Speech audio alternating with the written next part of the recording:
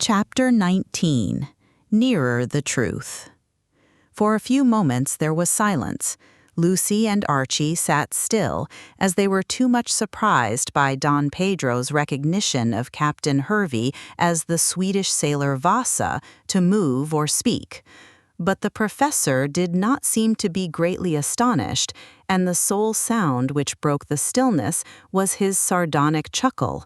Perhaps the little man had progressed beyond the point of being surprised at anything, or, like Moliere's hero, was only surprised at finding virtue in unexpected places. As for the Peruvian and the skipper, they were both on their feet, eyeing one another like two fighting dogs. Hervey was the first to find his very useful tongue.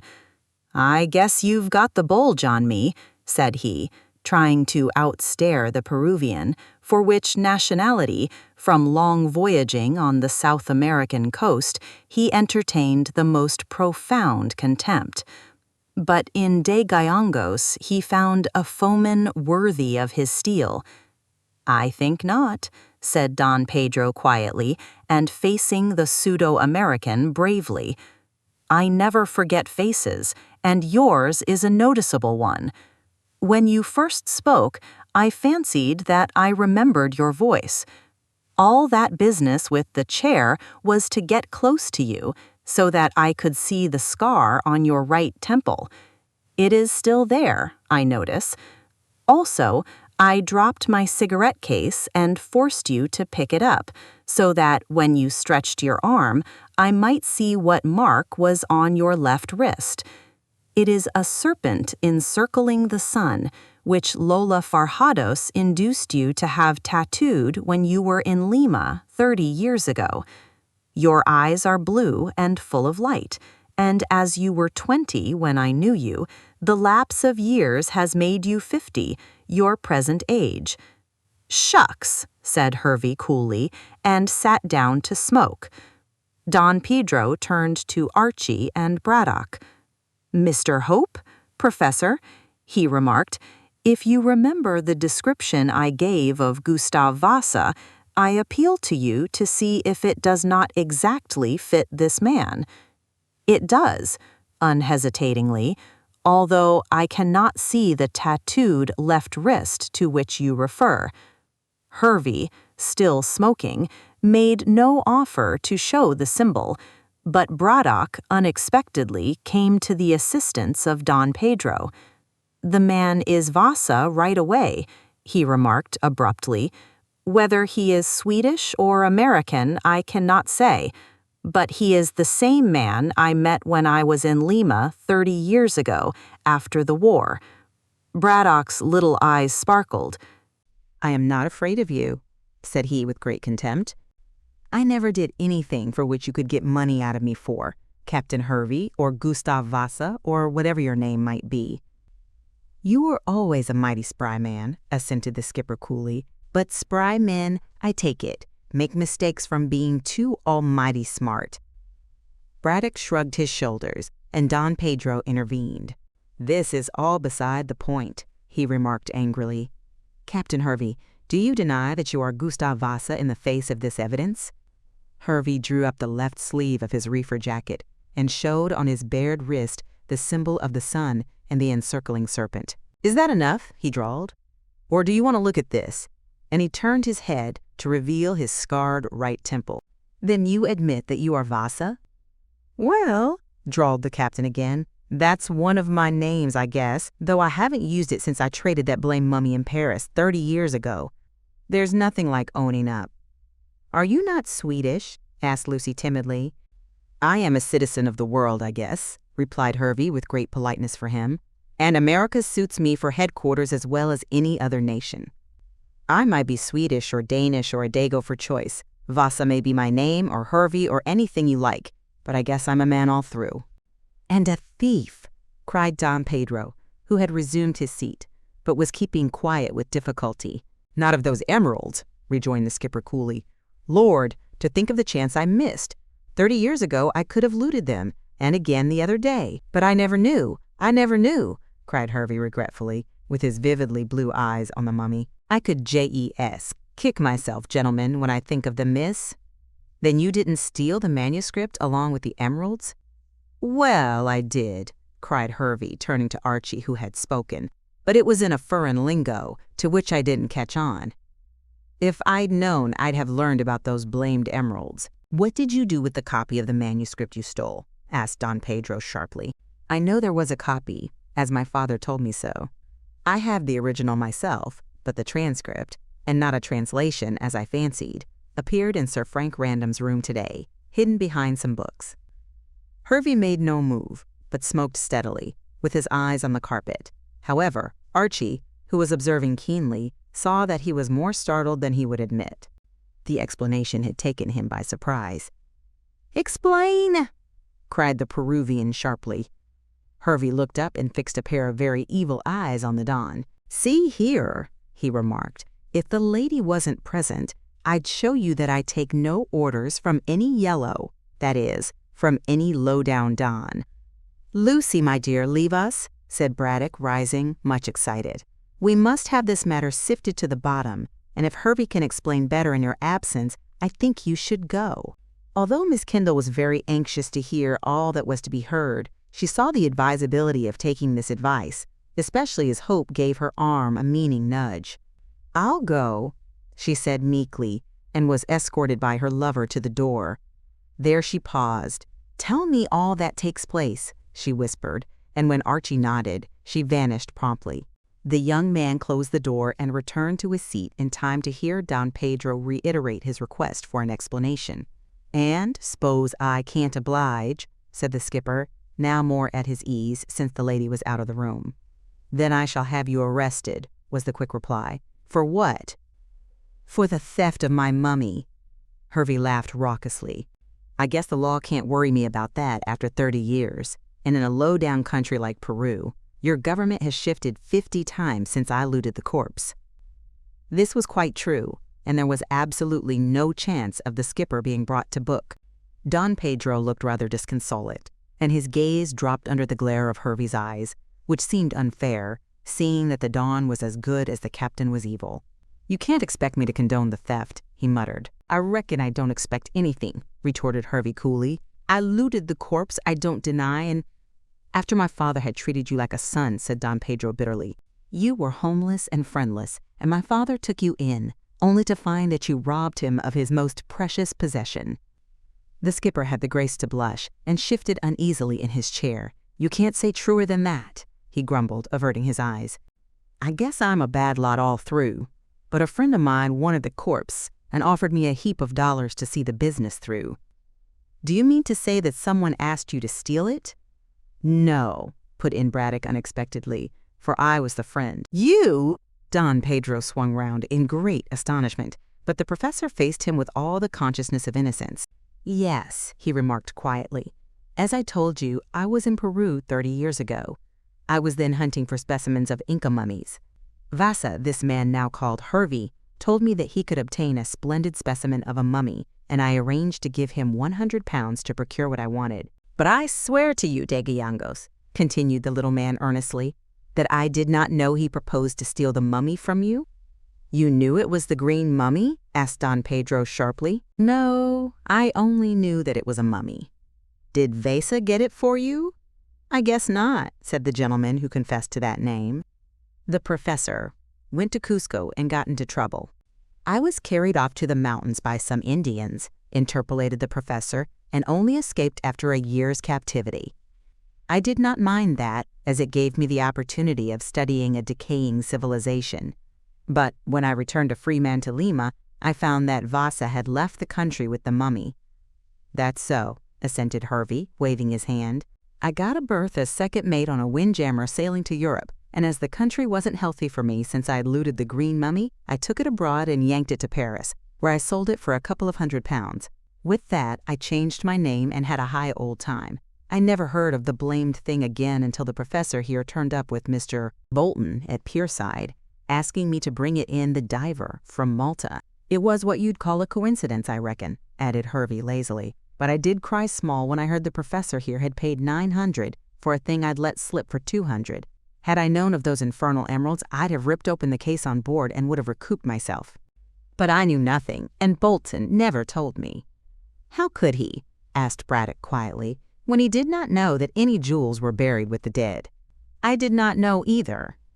And I have explained why I wanted the mummy, but it never struck me until I hear what you say now, that this mummy," he nodded towards the green case, "was the one which you had stolen at Lima from De Gallegos. But you must do me the justice, Captain Hervey, to tell Don Pedro that I never countenanced the theft." "No, you were square enough, I guess. The sin is on my own blessed shoulders, and I don't ask it to be shifted." "What did you do with the copy of the manuscript?" asked Don Pedro. Hervey ruminated. "I can't think," he mused. "I found a screed of Latin along with the mummy when I looted it from your Lima house, but it dropped out of my mind as to what became of it. Maybe I passed it along to the Paris man, and he sold it along with the corpse to the Maltese gent." "But I tell you this copy was found in Sir Frank's room," insisted De Gallegos. "How did it come to be there?" Captain Hervey rose and took a turn up and down the room. When Cockatoo came in his way, he calmly kicked him aside. "What do you think, Mr. Hope?" he asked, coming to a full stop before Archie, while Cockatoo crept away with a very dark scowl. "I don't know what to think," replied that young gentleman promptly, "save that Sir Frank is my very good friend, and that I take his word that he knows nothing of how the manuscript came to be hidden in his bookcase." "Huh," said Hervey scornfully, and took another turn up and down the room in silence. "I surmise that your friend isn't a white man?" Hope leaped to his feet. "That's a lie," he said distinctly. "I'd have shot you for that down chilly way," snapped the skipper. "Possibly," retorted the artist dryly, "but I happen to be handy with my revolver also. I say again that you lie. Random is not the man to commit so foul a crime." "Then how did the manuscript get into his room?" questioned Hervey. "He is trying to learn, and when he does, will come here to let us all know, Captain Hervey. But I ask you on what grounds you accuse him." "Oh, I know all you said today," added Hope scornfully, waving his hand. "But you can't prove that Random got the manuscript." "If it's in his room, as you acknowledge, I can," said Hervey, speaking in a much more cultivated tone. "See here, as I said before, that copy must have been passed along with the corpse to the Maltese man. Well, then, the professor here bought the corpse, and with it the manuscript." "No," contradicted the little man, prodigiously excited. "Bolton wrote to me full particulars of the mummy, but said nothing about any manuscript." "Well, he wouldn't," replied Hervey calmly, "seeing that he'd know Latin." "He did know Latin," admitted Braddock uneasily.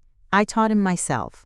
But do you mean to say that he got that manuscript and read it and intended to keep the fact of the emerald secret?" Hervey nodded 3 times and twisted his cheroot in his mouth. "How else can you figure the business out?" he demanded quietly, and with his eyes fixed on the excited professor. "Bolton must have got that manuscript, as I can't remember what I did with it, save pass it along with the corpse. He, as you admit, doesn't tell you about it when he writes. Well then, I reckon he calculated getting this corpse to England and intended to steal the emeralds when safely ashore."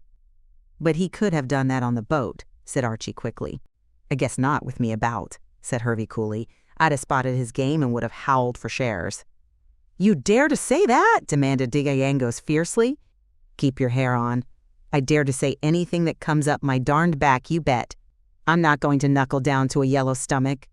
Out flew Don Pedro's long arm, and Hervey slammed against the wall. He slipped his hand around to his hip pocket with an ugly smile, but before he could use the revolver he produced, Hope dashed up his arm and the ball went through the ceiling. "Lucy!" cried the young man, knowing that the drawing room was overhead, and in a moment was out of the door, racing up the stairs at top speed. Some sense of shame seemed to overpower Hervey as he thought that he might have shot the girl, and he replaced the revolver in his pocket with a shrug. "I climbed down and apologize," he said to Don Pedro, who bowed gravely. "Hang you, sir. You might have shot my daughter," cried Braddock. "The drawing room where she is sitting is right overhead, and—" "I can't suggest any other reason for its presence in the room," observed the American with a grim smile. "If I'm wrong, perhaps this almighty aristocrat will correct me." Random was about to do so, and with some pardonable heat, when he was anticipated by Donna Inez. It has been mentioned before that this young lady was of the silent order. Usually she simply ornamented any company in which she found herself without troubling to entertain with her tongue. But the accusation against the baronet, whom she apparently loved, changed her into a voluble virago. Brushing aside the little professor who stood in her way, she launched herself forward and spoke at length. Hervey, cowering in the chair, thus met with an antagonist against whom he had no armor. He could not use force. She dominated him with her eye, and when he ventured to open his mouth, his few feeble words were speedily drowned by the torrent of speech which flowed from the lips of the Peruvian lady. Everyone was as astonished by this outburst as though a dog had spoken. That the hitherto silent Donna Inés de Gallegos should speak thus freely and with such power was quite as great a miracle.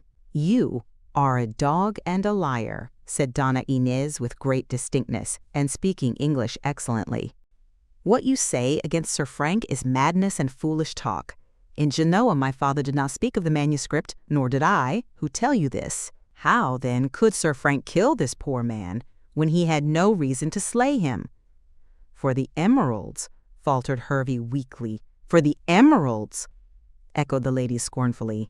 "Sir Frank is rich. He does not need to steal to have much money. He is a gentleman who does not murder, as you have done." Hervey started to his feet, dismayed but defiant, and saw that he was ringed with unfriendly faces. "As I have done. Why, I am—" Donna Inés interrupted. "You are a murderer. I truly believe that you— yes, that you—" she pointed a scornful finger at him— "killed this poor man who was bringing the mummy to the professor. If you were in my own country, I should have you lashed like the dog you are, pig of a Yankee, vile scum of the—" "That will do, Inés," said de Gallegos imperiously. "We wish to make this gentleman tell the truth, and this is not the way to go about the matter." "Gentleman," echoed the angry Peruvian. "He is none. Truth. There is no truth in him, the pig of pigs." And then, her English failing, she took refuge in Spanish, which is a fairly comprehensive language for swearing in a polite way. The words fairly poured from her mouth, and she looked as fierce as Bellona, the goddess of war. Archie, listening to her words and watching her beautiful face distorted out of all loveliness, secretly congratulated himself upon the fact that he was not her prospective bridegroom. He wondered how Sir Frank, who was a mild, good-tempered man himself, could dare to make such a fiery female lady random. Perhaps the young man thought himself that she was going a trifle too far, for he touched her nervously on the arm. At once the anger of Donna Inés died down, and she submitted to be led to a chair, whispering as she went.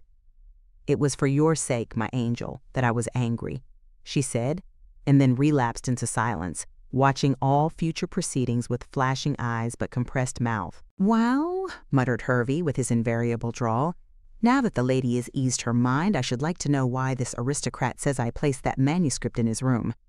"You shall know, and at once," said Random promptly. "Did you not call to see me a day or so ago?"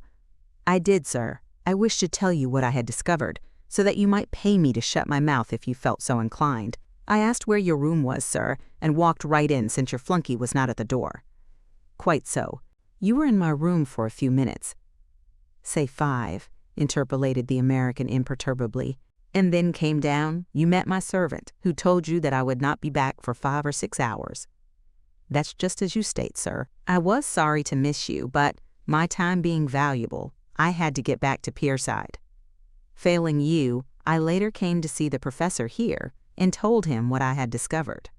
"You merely discovered a mare's nest," said Random contemptuously. "But this is not the point. I believe that you, and you only, could have hidden that manuscript among my books, intending that it should be discovered, so that I might be implicated in this crime." "Did your flunky tell you that much?" inquired Hervey coolly.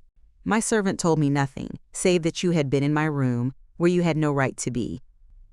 "Then," said the American quietly and decisively, "I can't see, sir, how you can place the ticket on me." "You accuse me, so why should I not accuse you?" retorted Random. "Because you are guilty, and I ain't," snapped the American. "You join issue. You join issue. murmured Braddock, rubbing his hands. Random took no notice of the interruption. "I have heard from Mr. Hope and Professor Braddock of the grounds upon which you base your accusation, and I have explained to them how I came to be on board your ship and both in and out of the Sailor's Rest." "And the explanation is quite satisfactory," said Hope smartly. "I agree." Donna Inez nodded with very bright eyes. "Sir Frank has explained to me also. He knew nothing of the manuscript." "And you, sir," said Don Pedro quietly to Captain Hervey, "apparently did, since you stole it along with the mummy from Lima." "I confess the theft, but I didn't know what the manuscript contained," said the skipper dryly. "Or I reckon you wouldn't have to ask who stole the emeralds." "No, sir. I should have looted them." "I believe you did, and murdered Bolton," cried Random hotly. "Shucks," retorted Hervey, rising with a shrug. "If I had wished to get rid of Bolton, I'd have yanked him overboard and then would have written back, quote, accident in my blamed logbook." Braddock looked at Don Pedro and Archie at Sir Frank. What the skipper said was plausible enough. No man would have been such a fool as to have murdered Bolton ashore, when he could have done so without suspicion on board the Tramp. Moreover, Hervey spoke with genuine regret, since he had missed the emeralds and assuredly would not have hesitated to steal them even at the cost of Bolton's life, had he known of their whereabouts. So far he had made a good defense, and, seeing the impression produced, he strolled to the door. There he halted. "If you gents want to lynch me," he said leisurely, "I'll be found at the Sailor's Rest for the next week. Then I'm going as skipper of the Firefly steamer, Porto, London, to Algiers. You can send the sheriff along whenever you choose. But I mean to have my picnic first, and tomorrow I'm going to inspector date with my yarn. Then I guess that almighty aristocrat wilt find himself in quad." "Wait a moment," cried Braddock, running to the door.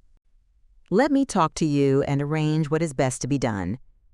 If you will—" He proceeded no further, for without vouchsafing him a reply, Hervey, now quite master of the situation, passed through the door, and the professor hastily followed him. Those who remained looked at one another, scarcely knowing what to say or how to act. "They will arrest thee, my angel," cried Donna Inez, clasping Random's arm. "Let them," retorted the young man defiantly. "They can prove nothing. With all my heart and soul, I believe Hervey to be the guilty person. Hope, what do you say? And you, Miss Kendall?" "Hervey has certainly made an excellent defense," said Archie cautiously. "He wouldn't have been such a fool as to murder Bolton ashore when he could have done it so easily when on the narrow seas." "I agree with you there," said Random quickly. "But if he is innocent, if he did not bring the manuscript into my room, who did?" "I wonder if Widow Anne herself is guilty," said Lucy in a musing tone. All present turned and looked at the girl. "Who is Widow Anne?" asked Don Pedro with a puzzled air. "She is the mother of Sidney Bolton, the man who was murdered," said Hope quickly. "My dear Lucy, why do you say that?" Lucy paused before replying, and then answered the question by asking another one. "Did you ask Sidney to get you some clothes from his mother to clothe a model?" "Never in my life," said Hope promptly, and, as Lucy saw, truly. "Well, I accidentally met Mrs. Bolton today, and she insisted that her son had borrowed from her a dark shawl and a dark dress for you." "That is not true," said Hope hotly. "Why should the woman tell such a lie?" "Well," said Lucy slowly, "it struck me that the woman who spoke with Sidney through the Sailor's Rest window might be Widow Anne herself, and that she has invented this story of the clothes being lent to account for their being worn, should she be discovered." "It's certainly odd she should speak like this," said Random thoughtfully. "But you forget, Miss Kendall, that she proved an alibi." "What of that?" cried Don Pedro hurriedly. "Alibis can be manufactured." "It will be best to see this woman and question her," suggested Donna Inez. Archie nodded. "I shall do so tomorrow. By the way, does she ever come to your room in the fort, Random?" "Oh yes, she is my laundress, you know, and at times brings back the clothes herself. My servant is usually in, though. I see what you mean, that she might have received the manuscript from Bolton and have left it in my room." "Yes, I think that," said Archie slowly. "I should not be at all surprised to learn that a portion of Hervey's theory is correct. Bolton may have found the manuscript packed up in the mummy, amongst the grave clothes, in fact.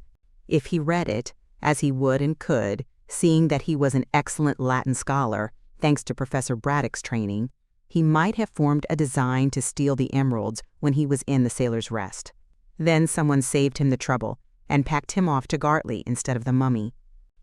But why should Widow Anne leave the manuscript in my room?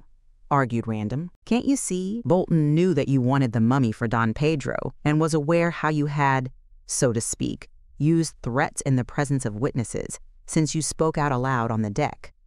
Only to warn Bolton against the Indians, pleaded Random. Exactly, but your words were capable of being twisted as Harvey has twisted them. Well, if Widow Anne really went to see her son, and from the lie about the borrowed clothes, it looks like it, he may have given her the manuscript so as to throw the blame on you. The murder?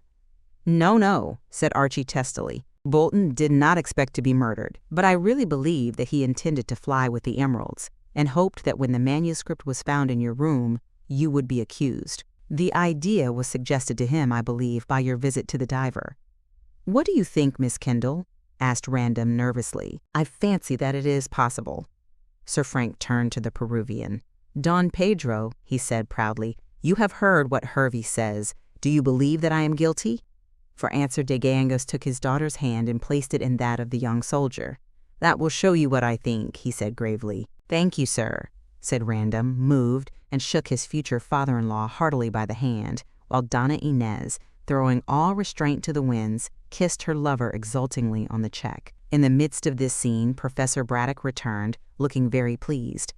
I have induced Harvey to hold his tongue for a few days until we can look into this matter, he said, rubbing his hands. That is, if you think it wise, all of you. Otherwise, I'm quite willing to go myself tomorrow and tell the police.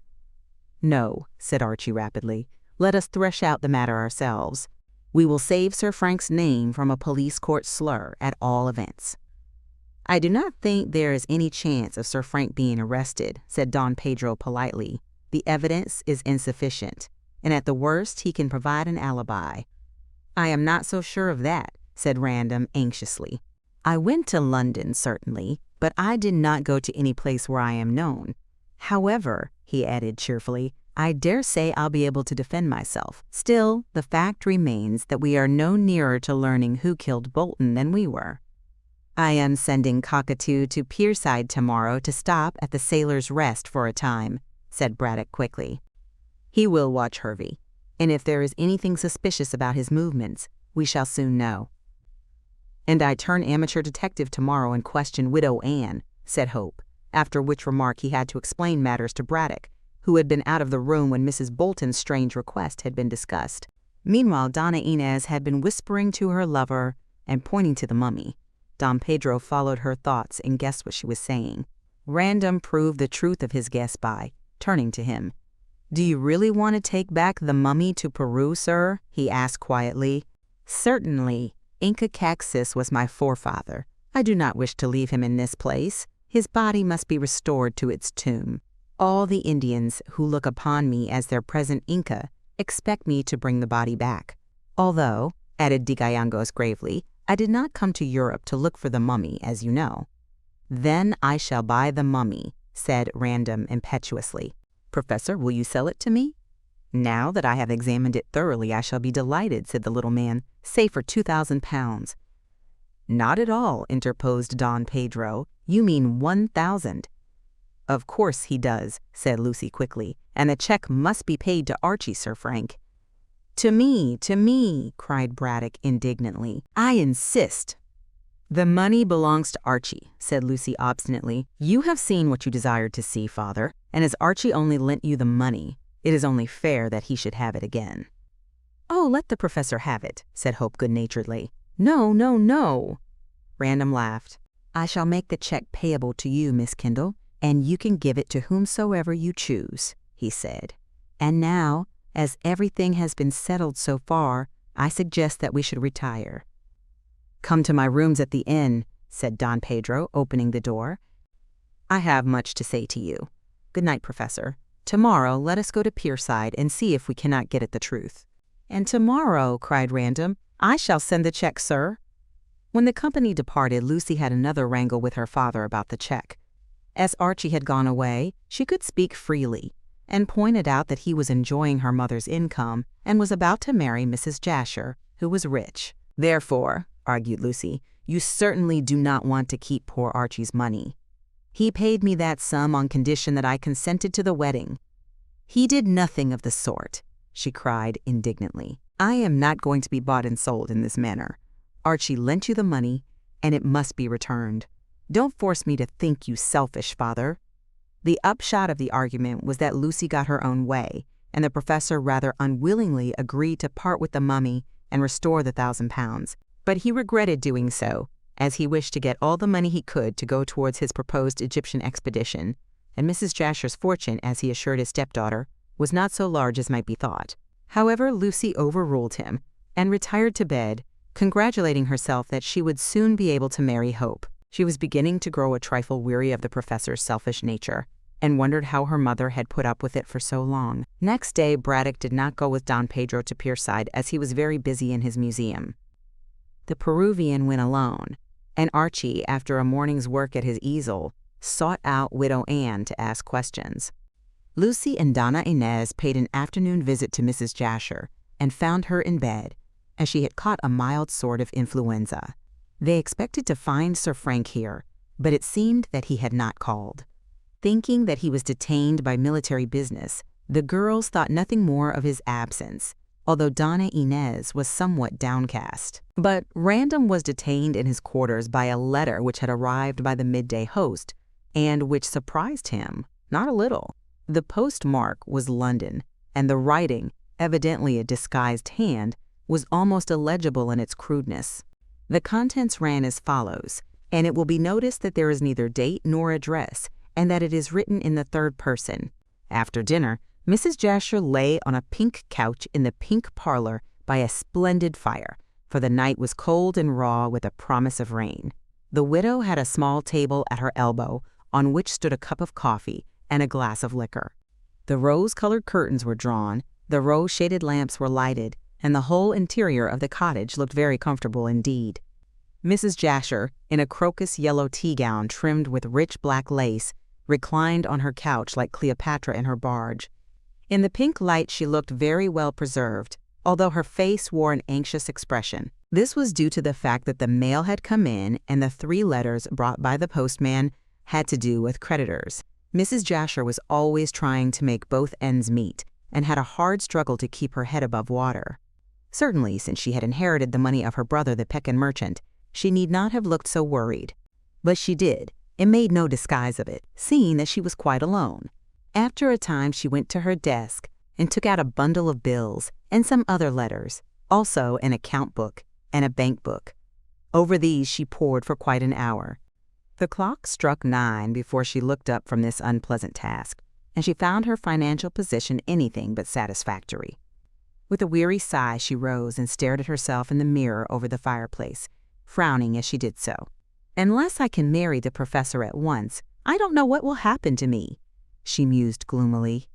"I have managed very well so far, but things are coming to a crisis. These devils," she alluded to her creditors, "will not keep off much longer, and then the crash will come. I shall have to leave Gartley as poor as when I came, and there will be nothing left but the old nightmare life of despair and horror. I am getting older every day, and this is my last chance of getting married. I must force the professor to have a speedy marriage. I must. And she began to pace the tiny room in a frenzy of terror and well-founded alarm. As she was trying to calm herself and succeeding very badly, Jane entered the room with a card. It proved to be that of Sir Frank Random. "It is rather a late hour for a visit," said Mrs. Jasher to the servant. "However, I feel so bored that perhaps he will cheer me up. Ask him to come in." When Jane left, she stood still for a moment or so, trying to think why the young man had called at so untoward an hour. But when his footsteps were heard approaching the door, she swept the books and the bills and the letters into the desk and locked it quickly. When Random appeared at the door, she was just leaving the desk to greet him, and no one would have taken the smiling, plump, well-preserved woman for the creature who lately had looked so haggard and careworn. Mrs. Jasher turned suddenly pale under her rouge, and her hand clenched the fan so tightly as to break the handle. "I have not been to London for quite a month," she faltered. "What a strange remark." "A true one," said the baronet, fumbling in the pocket of his jacket. "You went to London last night by the 7 o'clock train to post this," and he held out the anonymous letter. The widow, now quite pale and looking years older, sat up on the couch with a painful effort which suggested old age. "I don't understand," she said, trying to speak calmly. "I was not in London, and I did not post any letter. If you came here to insult me—" "There can be no insult in asking a few questions," said Random, throwing aside his stiffness and speaking decisively. "I received this letter, which bears a London postmark, by the midday post. The handwriting is disguised, and there is neither address, nor signature, nor date. You manufactured your communication very cleverly, Mrs. Jasher, but you forgot that the Chinese perfume might betray you." "The perfume! The perfume!" Mrs. Jasher gasped, and saw in a moment how the late conversation had led her to fall into a trap. "The letter retains traces of the perfume you use," went on the baronet relentlessly. "I have a remarkably keen sense of smell, and as scent is a most powerful aid to memory, I speedily recollected that you used this especial perfume. You told me a few moments ago that no one else used it, and so you have proved the truth of my statement that this letter," he tapped it, "is written by you." "It's a lie, a mistake," stuttered Mrs. Jasher, now at bay and looking dangerous. Her society veneer was stripped off, and the adventuress, pure and simple, came to the surface. Indignant at the way in which she had deceived everyone, and having much at stake, Random did not spare her. "It is not a mistake," he insisted. "Neither is it a lie. When I became aware that you must have written the letter, I drove at once to Jessam to see if you had gone to London, as you had posted it there. I learned from the station master and from a porter that you went to town by the 7 o'clock train and returned by the midnight." Mrs. Jasher leaped to her feet.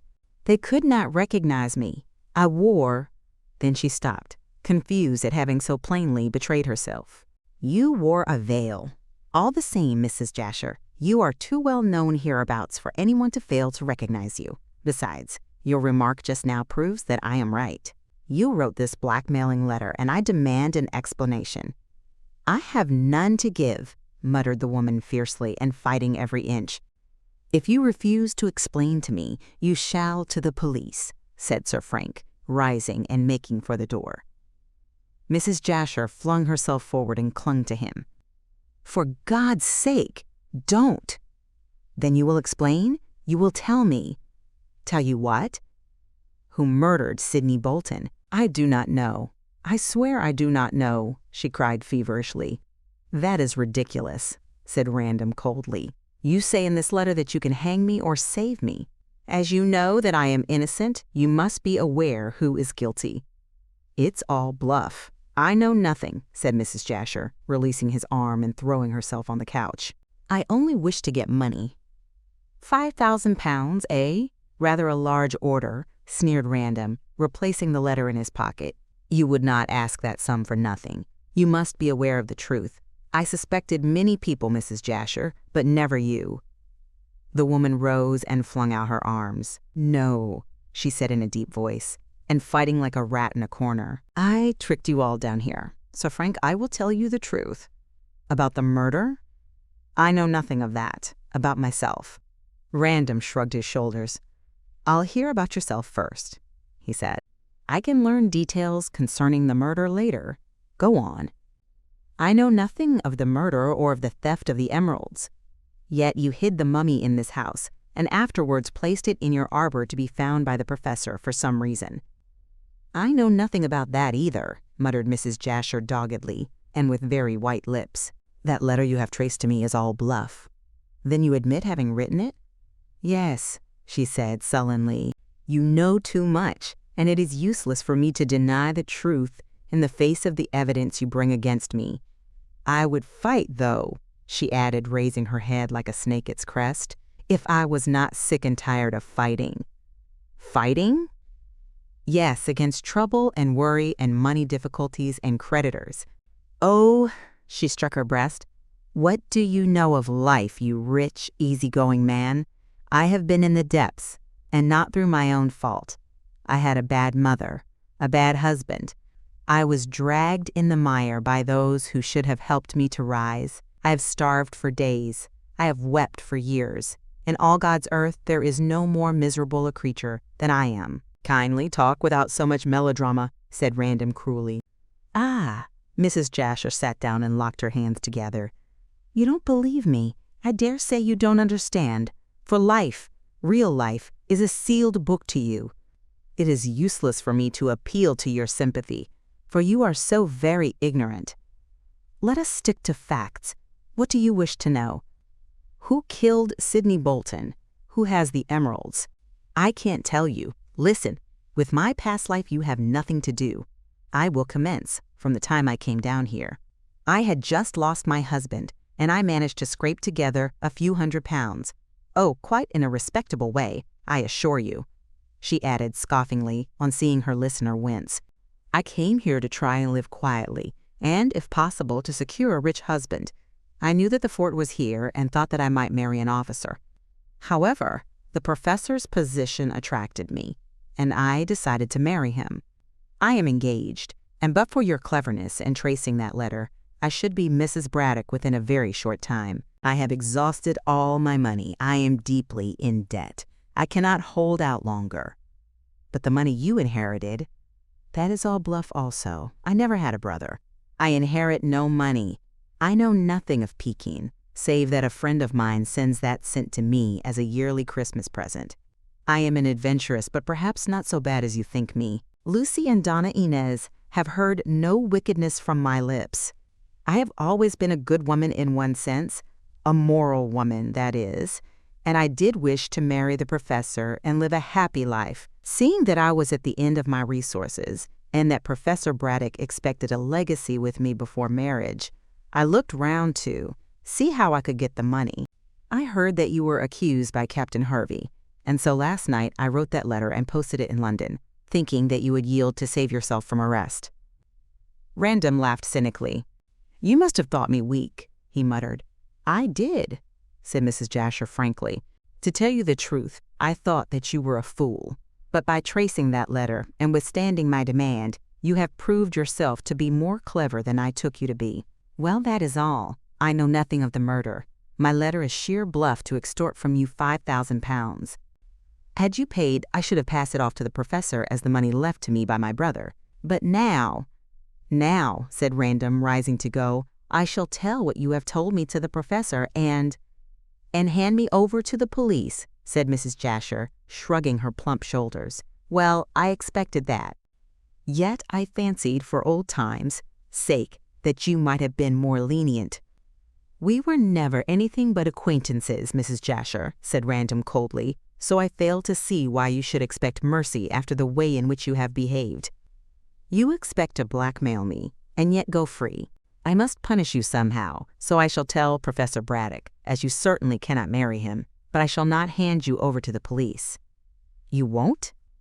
Mrs. Jasher stared, scarcely able to believe her ears. No, give me a day to think over matters, and I shall arrange what to do with you.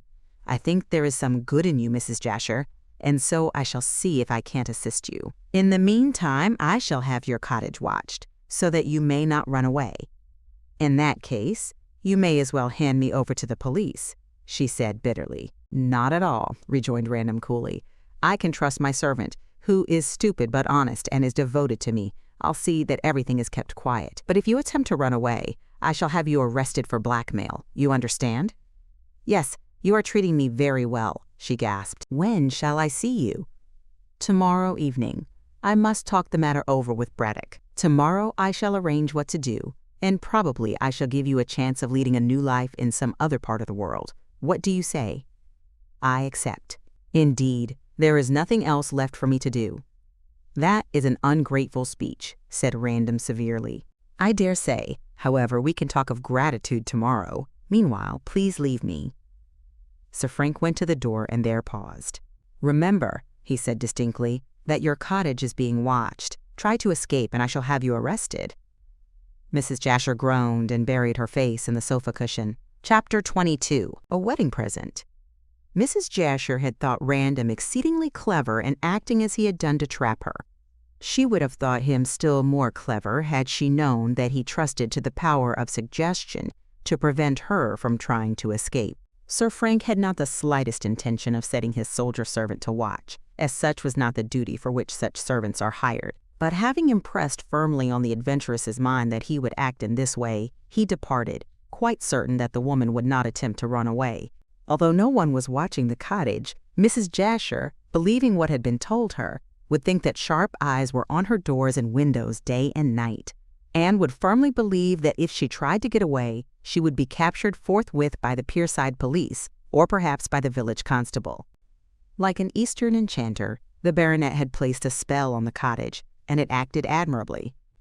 Mrs. Jasher, although longing to escape and hide herself, remained where she was, cowed by a spy who did not exist. The next day, Random went to the pyramids as soon as his duties permitted and saw the professor. To the prospective bridegroom he explained all that had happened and displayed the anonymous letter with an account of how he had proved Mrs. Jasher to be the writer.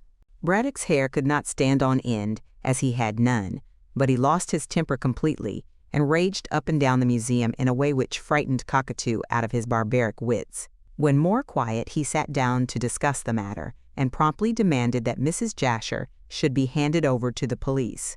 But he might have guessed that Sir Frank would refuse to follow this extreme advice. "She has acted badly, I admit," said the young man. "All the same, I think she is a better woman than you may think, Professor." "Think, think, think," shouted the fiery little man, getting up once more to trot up and down like an infuriated poodle. "I think she is a bad woman, a wicked woman, to deceive me into thinking her rich and— But surely, Professor, you wish to marry her also for love?" "Nothing of the sort, sir, nothing of the sort. I leave love and such like trash to those like yourself and Hope, who have nothing else to think about. But a marriage without love— Pooh, pooh, pooh, don't argue with me, Random. Love is all moonshine. I did not love my first wife, Lucy's mother, and yet we were very happy. Had I made Mrs. Jasher my second, we should have got on excellently, provided the money was forthcoming for my Egyptian expedition. What am I to do now, I ask you, Random? Even the £1,000 you pay for the mummy goes back to that infernal Hope because of Lucy's silly ideas. I have nothing, absolutely nothing, and that tomb is amongst those Ethiopian hills, I swear, waiting to be opened. Oh, what a chance I have missed! What a chance! But I shall see Mrs. Jasher myself. She knows about this murder." She declares that she does not. "Don't tell me! Don't tell me!" vociferated the professor. "She would not have written that letter had she known nothing. That was bluff. I explained all that." "Bluff be hanged," cried Braddock, only he used a more vigorous word. "I do not believe that she would have dared to act on such a slight foundation. I shall see her myself this very afternoon and force her to confess.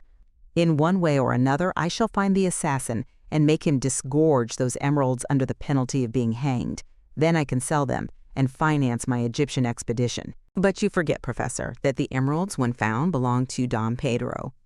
"They don't," rasped the little man, turning purple with rage. "I refused to let him have them. I bought the mummy and the contents of the mummy, including those emeralds. They are mine."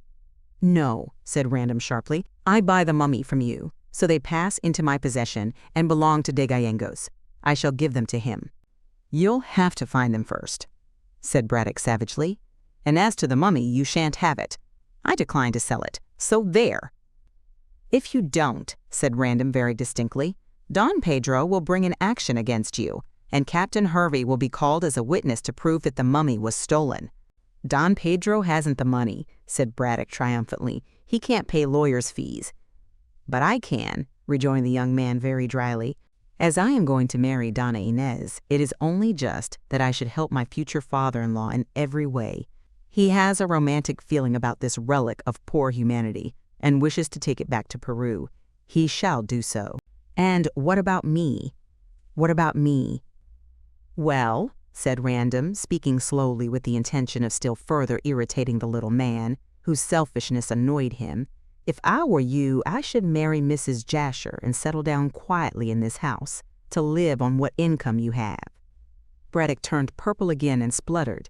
"How dare you make a proposition like that to me, sir?" he bellowed.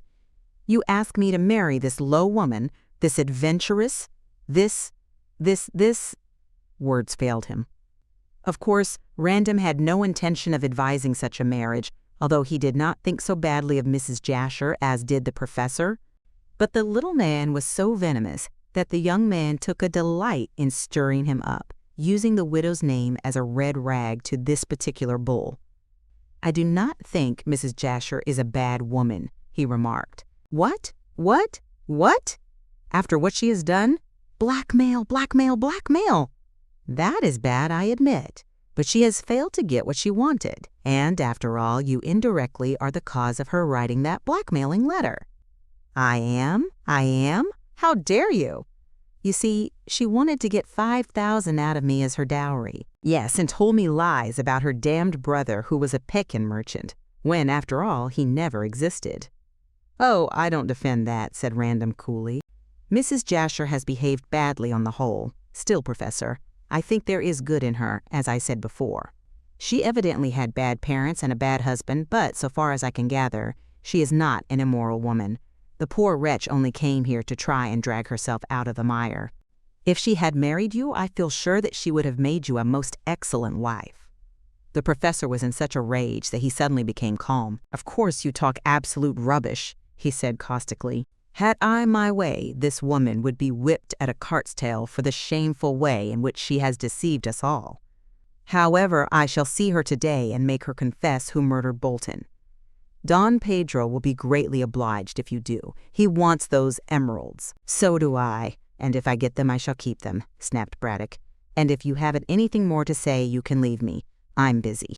As there was nothing more to be done with the choleric little man, Sir Frank took the hint and departed.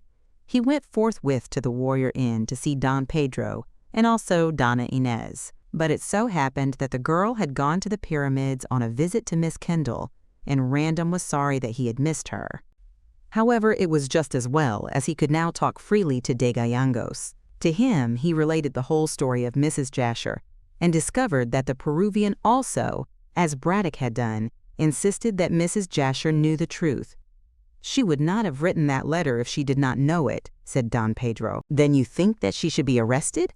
No, we can deal with this matter ourselves. At present she is quite safe, as she certainly will not leave her cottage, seeing that she thinks it is being watched. Let us permit Braddock to interview her and see what he can learn. Then we can discuss the matter and come to a decision. Random nodded absently. I wonder if Mrs. Jasher was the woman who talked to Bolton through the window, he remarked. It is not impossible, although that does not explain why Bolton borrowed a female disguise from this mother. Mrs. Jasher might have worn it.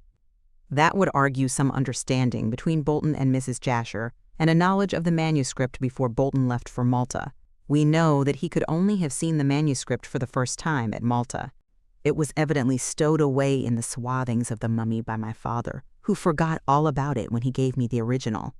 Hervey forgot also. I wonder if that is true. I am certain it is, said Don Pedro emphatically, for if Hervey, or Vasa, or whatever you like to call him, had found that manuscript and had got it translated, he certainly would have opened the mummy and have secured the emeralds. No, Sir Frank, I believe that his theory is partly true. Bolton intended to run away with the emeralds and send the empty mummy to Professor Braddock.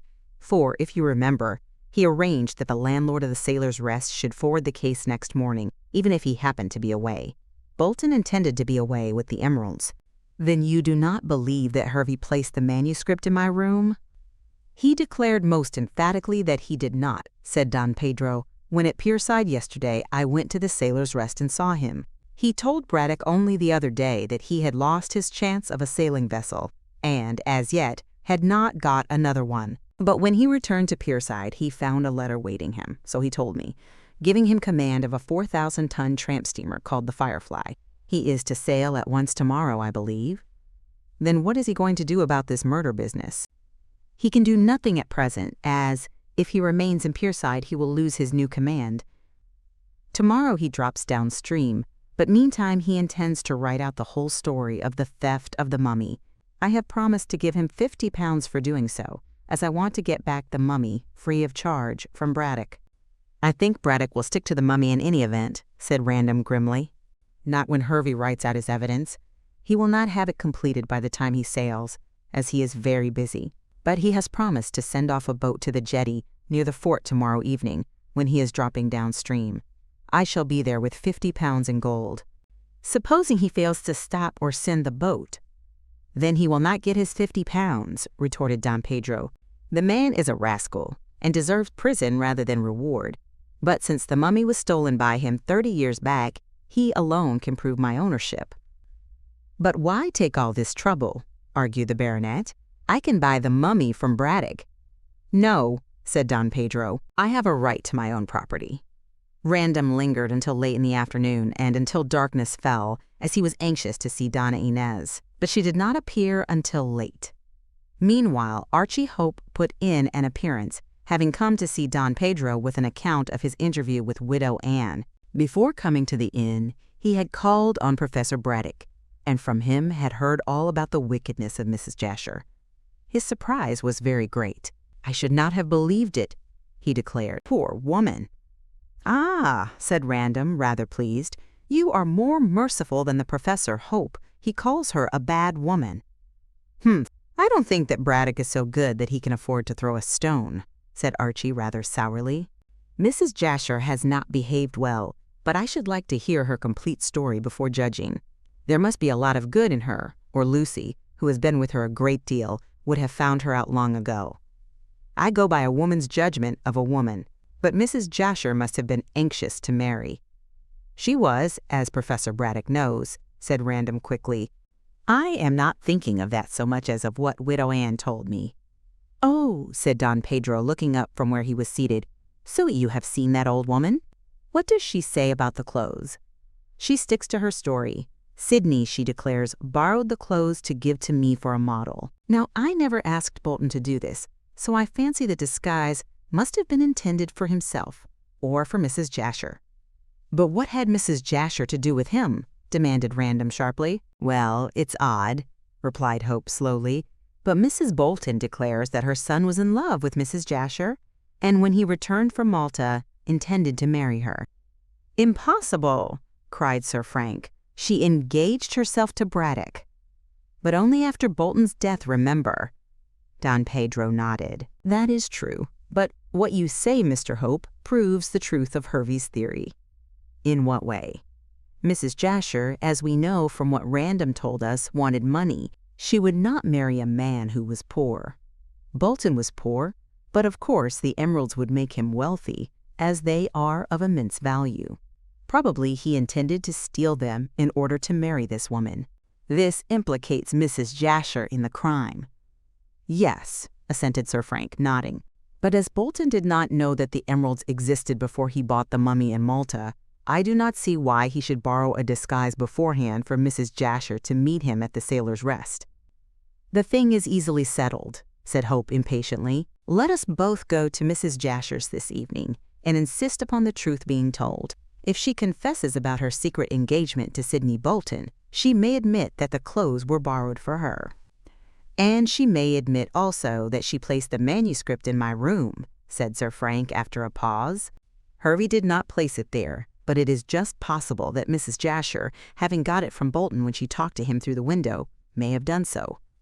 Nonsense, said Hope with vigorous common sense. Mrs. Jasher would be spotted in a moment if she had gone to your quarters. She had to pass the sentry, remember. Then, again, we have not yet proved that she was the woman in Mrs. Bolton's clothes who spoke through the window. That can all be settled if we speak to her this evening. Very good. Random glanced at his watch. I must get back. Don Pedro, will you tell Inez that I shall come in this evening? We can then talk further about these matters. Hope? I shall stop here, as I wish to consult Don Pedro. Random nodded and took a reluctant departure. He dearly wished, as an engaged lover should, to remain on the chance that Donna Inez might return, but duty called him, and he was forced to obey. The night was very dark, although it was not particularly late, but there was no rain, and Random walked rapidly through the village and down the road to the fort. He caught a glimpse of the lights of Mrs. Jasher's cottage twinkling in the distance, and smiled grimly as he thought of the invisible spell he had placed thereon. No doubt Mrs. Jasher was shivering in her Louis Quinze shoes at the idea of being watched. But then, she deserved that much punishment at least, as Random truly thought. When entering the fort, the sentry saluted as usual, and Random was about to pass, when the man stepped forward, holding out a brown paper package. "Please, sir, I found this in my sentry box," he said, saluting. Sir Frank took the packet. "Who placed it there, and why do you give it to me?" he demanded in surprise. "Please, sir, it's directed to you, sir, and I don't know who put it in my box, sir. I was on duty, sir, and I suppose someone must have dropped it on the floor of the box, sir, when I was at the other end of my beat, sir. It was as dark as this, sir, and I saw nothing and heard nothing. When I come back, sir, I stepped into the box out of the rain and felt it with my feet. I struck a light, sir, and found it was for you." Sir Frank slipped the package into his pocket and went away after a grim word or so to the sentry, advising him to be more on the alert. He was puzzled to think who had left the packet in the sentry box and curious to know what it contained. As soon as he got to his own room, he cut the string which bound loosely the brown paper. Then, in the lamplight, there rolled out from the carelessly tied parcel a glorious sea-green emerald of great size, radiating light like a sun. A scrap of white paper lay in the brown wrapping. On it was written, "A wedding gift for Sir Frank Random." Chapter 23. Just in time. Of all the surprises in connection with the tragedy of the Green Mummy, this was surely the greatest. Sidney Bolton had undoubtedly been murdered for the sake of the emeralds, and the assassin had escaped with the spoil for which he had sold his soul. Yet here was one of the jewels returned anonymously to Random, who could pass on the same to its rightful owner. In the midst of his amazement, Sir Frank could not help chuckling when he thought how enraged Professor Braddock would be at Don Pedro's good fortune. At the 11th hour, as it were, the Peruvian had got back his own, or at least a portion of his own. Placing the emerald in his drawer, Random gave orders to his servant that the sentry, when off duty, should be brought before him. Just as Random finished dressing for mess, and he dressed very early so as to devote his entire attention to solving this new problem, the soldier who had been on guard appeared. But he could tell nothing more than he had already related. When doing sentry go immediately outside the gate of the fort, the packet had been slipped into the box, while the man was at the far end of his beat. It was quite dark when this was done, and the soldier confessed that he had not heard a sound, much less had he seen anyone. The person who had brought the glorious gem had watched his opportunity, and, soft-footed as a cat, had stolen forward in the darkness to drop the precious parcel on the floor of the sentry box. There the man had found it by the feel of his feet when he stepped in some time later to escape a shower. But what time had elapsed from the placing of the parcel to its discovery by the sentry, it was impossible to say.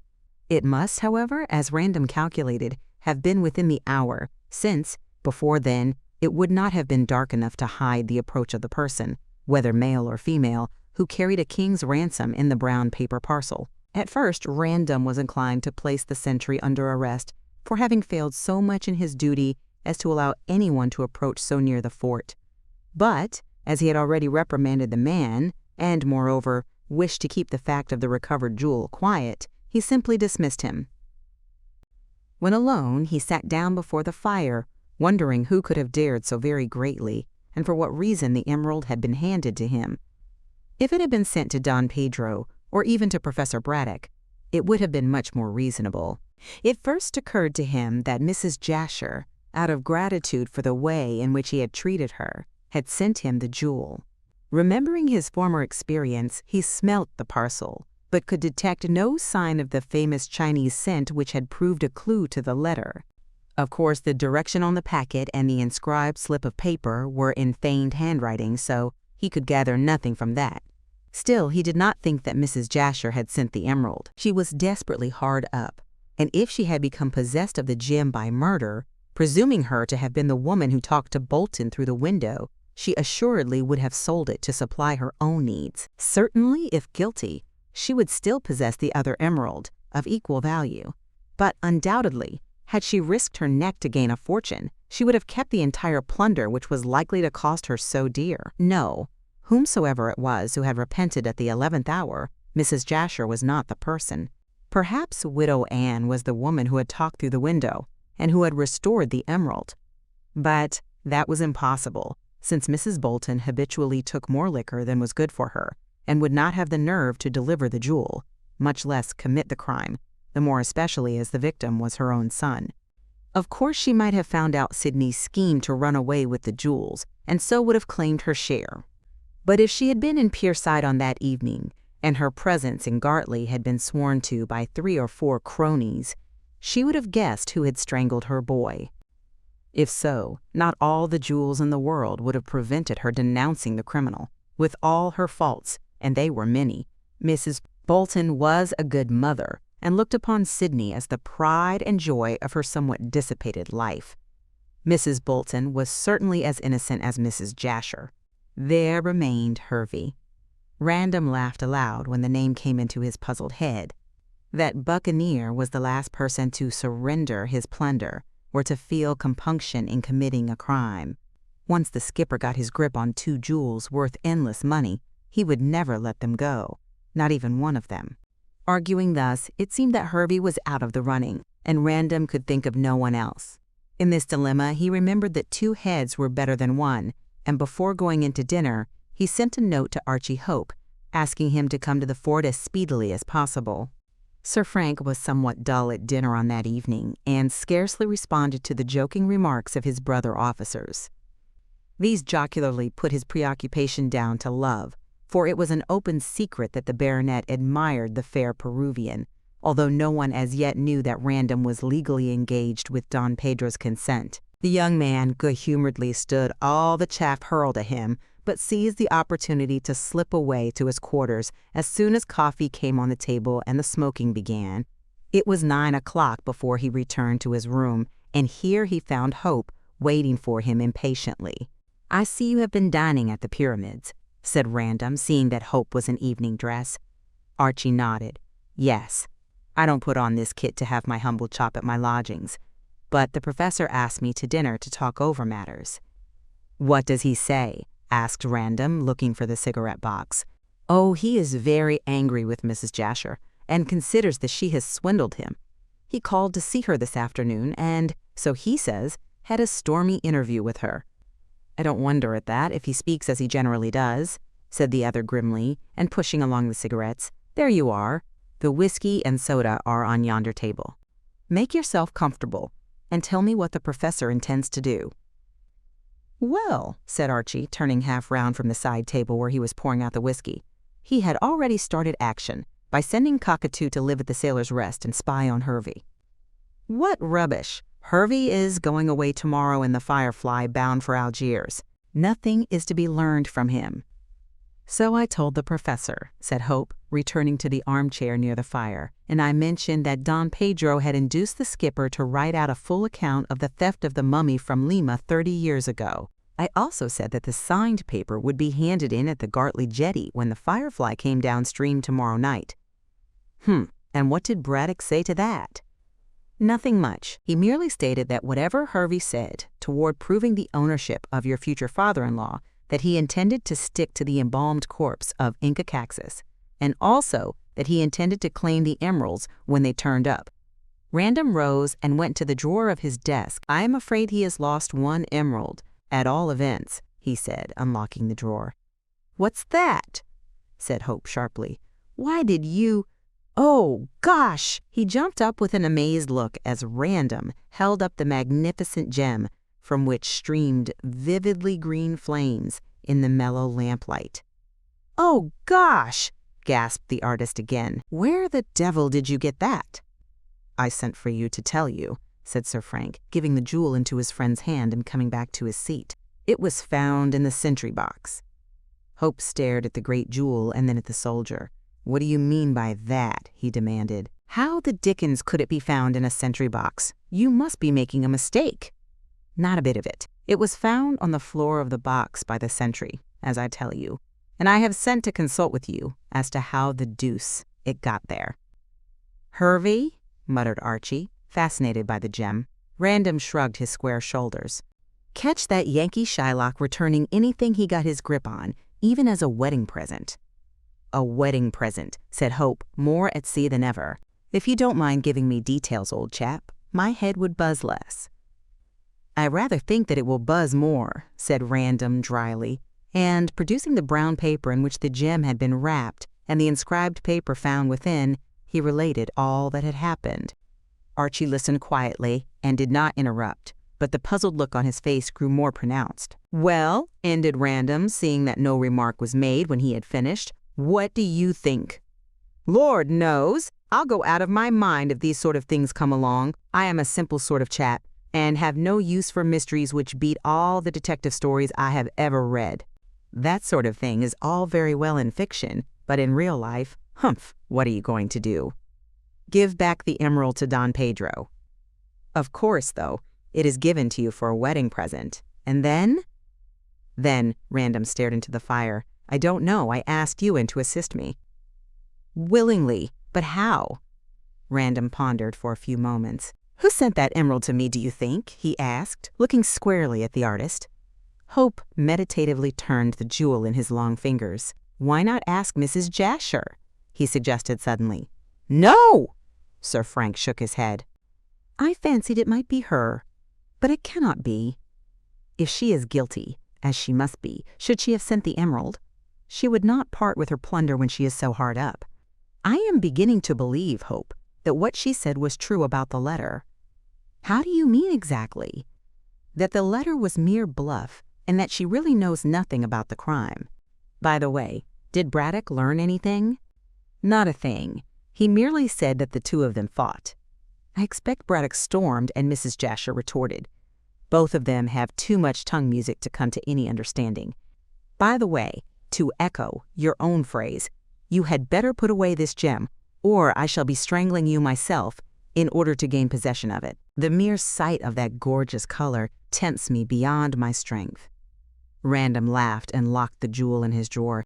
Hope suggested that with such a flimsy lock it was unsafe, but the baronet shook his head. "It is safer here than in a woman's jewel case," he asserted. "No one looks to my drawer, and certainly no one would expect to find a crown jewel of this description in my quarters." Well, he came back to his seat, slipping his keys into his trouser pocket. "The whole thing puzzles me. Why not do as I suggest and go to Mrs. Jasher? In any case, you are going there tonight, are you not?" "Yes. I want to decide what to do about the woman. I had intended to go alone, but as you are here, you may as well come also." "I shall be delighted. What do you intend to do?" "Help her," said Random briefly. "She doesn't deserve it," replied Hope, lighting a fresh cigarette. "Does anyone ever deserve anything?" asked Sir Frank cynically. "What does Miss Kendall think of the business?" I suppose Braddock told her. "He has too long a tongue to keep anything to himself." "He told her at dinner. When I was present, Lucy is quite on your side. She says that she had known Mrs. Jasher for months, and that there is good in her, although I am bound to say that Lucy was a trifle shocked." "Does she want Mrs. Jasher to marry her father now?" "Her stepfather," corrected Archie immediately. "No, that is out of the question. But she would like Mrs. Jasher to be helped out of her difficulties and have a fair start. It was only by the greatest diplomacy that I prevented Lucy going to see the wretched woman this evening." "Why did you prevent her?" Archie colored. "I dare say I am a trifle prudish," he replied, "but after what has happened, I do not wish Lucy to associate with Mrs. Jasher. Do you blame me?" "No, I don't. All the same, I don't think that Mrs. Jasher is an immoral woman by any means." "Perhaps not, but we needn't discuss her character, as we know precious little of her past, and she no doubt told you the story that best suited herself. I think it will be best to make her tell all she knows this evening, and then send her away with a sum of money in her pocket to begin a new life." "I shall help her, certainly," said Random with his eyes on the fire, "but can't say exactly how. It is my opinion that the poor wretch is more sinned against than sinning." "You are a soldier with a conscience, Random." The other laughed. "Why shouldn't a soldier have a conscience? Do you take your idea of officers from the lady novelist, who makes us out to be all idle idiots?" "Not exactly. All the same, many a man would not take the trouble to behave as you are doing to this unlucky woman. Any man who was a man, whether soldier or civilian, would help such a poor creature, and I believe, Hope, that you will help her also." The artist leaped to his feet impulsively. "Of course, I'm with you right along, as Hervey would say. But first, before deciding what we shall do to set Mrs. Jasher on her legs again, let us hear what she has to say." "She can say nothing more than she has said," remonstrated Random. "I don't believe that. replied Hope, reaching for his overcoat. You may choose to believe that the letter was the outcome of bluff, but I really and truly think that Mrs. Jasher is in the know. What is more, I believe that Bolton got her those clothes and that she was the woman who talked to him, went there to see how the little scheme was progressing. If I thought that, said Random coldly, I would not help Mrs. Jasher. Oh, yes, you would. The greater the sinner, the more need she or he has of help, you know, my dear fellow. But get your coat on, and let us toddle. I don't suppose we need pistols. Sir Frank laughed as, aided by the artist, he struggled into his military greatcoat. I don't suppose that Mrs. Jasher will be dangerous, he remarked. We'll get what we can out of her, and then arrange what is best to be done to recoup her fallen fortunes. Then she can go where she chooses, and we can, as the French say, return to our muttons. I think Donna Inez and Lucy would be annoyed to hear themselves called muttons, laughed Archie, and the two men left the room. The night was darker than ever, and a fine rain was falling incessantly. When they left the dimly lighted archway of the fort through the smaller, gate set in the larger one, they stepped into midnight blackness, such as must have been spread over the land of Egypt. In accordance with the primitive customs of Gartley inhabitants, one of them at least should have been furnished with a lantern, as it was no easy task to pick a clean way through the mud. However, Archie, knowing the surroundings better even than Random, led the way, and they walked slowly through the iron gate on the hard, high road which led to the fort. Immediately beyond this, they turned towards the narrow cinder path which led through the marshes to Mrs. Jasher's cottage, and toiled on cautiously through the misty rain, which fell continuously. The fog was drifting up from the mouth of the river, and was growing so thick that they could not see the somewhat feeble lights of the cottage. However, Archie's instincts led him aright, and they blundered finally upon the wooden gate.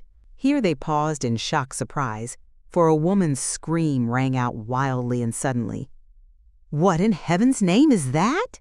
asked Hope, aghast. "We must find out," breathed Random, and raced through the white cotton wool of the fog up the path. As he reached the veranda, the door opened, and a woman came running out screaming. But other screams inside the cottage still continued. "What is the matter?" cried Random, seizing the woman. She proved to be Jane. "Oh, sir, my mistress is being murdered." Hope plunged past her into the corridor, not waiting to hear more. The cries had died down to a low moaning, and he dashed into the pink parlor to find it in smoky darkness. Striking a match, he held it above his head. It showed Mrs. Jasher prone on the floor, and a dark figure smashing its way through the flimsy window. There was a snarl, and the figure vanished as the match went out. Chapter 24. Aconfession. Jane was still being held by Sir Frank at the floor, and was still screaming, fully convinced that her captor was a burglar, in spite of having recognized him by his voice. Random was so exasperated by her stupidity that he shook her. "What is the matter, you fool?" he demanded. "Don't you know that I am a friend?" "Why, Issa Sire," gasped Jane, fetching her breath again after the shaking. "But go for the police. My mistress is being murdered." "Mr. Hope is looking after that, and the screams have ceased. Who was with your mistress?" "I don't know, sir," sobbed the servant. "I didn't know anyone had called, and then I heard the screaming. I looked into the parlor to see what was the matter, but the lamp had been thrown over and had gone out, and there was a dreadful struggle going on in the darkness, so I screamed and ran out, and then Oh. Jane showed symptoms of renewed hysteria and clutched Random tightly as a man came cautiously round the corner. "Are you there, Random?" asked Hope's voice. "It's so infernally dark and foggy that I have missed him." "Missed who?" "The man who was trying to murder Mrs. Jasher. He got her down when I entered and struck a match. Then he dashed through the window before I could catch him or even recognize him. He's vanished in the mist." "It's no use looking for him anyhow," said Random, peering into the dense blackness, which was thick with damp. "We had better see after Mrs. Jasher." "Whom have you got there?" "Jane, who seems to have lost her head." "It's a mercy I haven't lost my life, sir, with burglars and murderers all about the place," sobbed the girl, dropping onto the veranda. Random promptly hauled her to her feet. "Go and get a candle, and keep calm if you can. he said in an abrupt military voice. "This is no time to play the fool." His sharpness had great effect on the girl, and she became much more her usual self. Hope lighted another match, and the trio proceeded through the passage towards the kitchen, where Jane had left a lamp burning. Seizing this from its bracket, Sir Frank retraced his way along the passage to the pink parlor, followed closely by Hope and timorously by Jane. A dreadful scene presented itself. The dainty little room was literally smashed to pieces, as though a gigantic bull had been wallowing therein. The lamp lay on the floor, surrounded by several extinguished candles. It was a mercy that all the lights had been put out when overturned, else the gimcrack cottage would have been long since in a blaze. Chairs and tables and screens were also overturned, and the one window had its rose-hued curtains torn down and its glass broken, showing only too clearly the way in which the murderer had escaped, and that the man who had attacked Mrs. Jasher was a murderer could be seen from the stream of blood that ran slowly from Mrs. Jasher's breast. Apparently she had been stabbed in the lungs, for the wound was on the right side. There she lay, poor woman, in her tawdry finery, crumpled up, battered and bruised, dead amongst the ruins of her home. Jane immediately began to scream again. "Stop her, Hope," cried Random, who was kneeling by the body and feeling the heart. "Mrs. Jasher is not dead. Hold your noise, woman, and go for a doctor." This was to Jane, who, prevented from screaming, took to whimpering. "I had better go," said Hope quickly, "and I'll go to the fort and alarm the men. Perhaps they may catch the man." "Can you describe him?" "Of course not," said Archie indignantly. "I only caught a glimpse of him by the feeble light of a lucifer match. Then he leaped through the window and I after him. I made a grab at him, but lost him in the mist. I don't know in the least what he is like." "Then how can anyone arrest him?" snapped Random, raising Mrs. Jasher's head. "Give what alarm you like, but race for Robinson up the village. We must save this poor woman's life, if only to learn who killed her."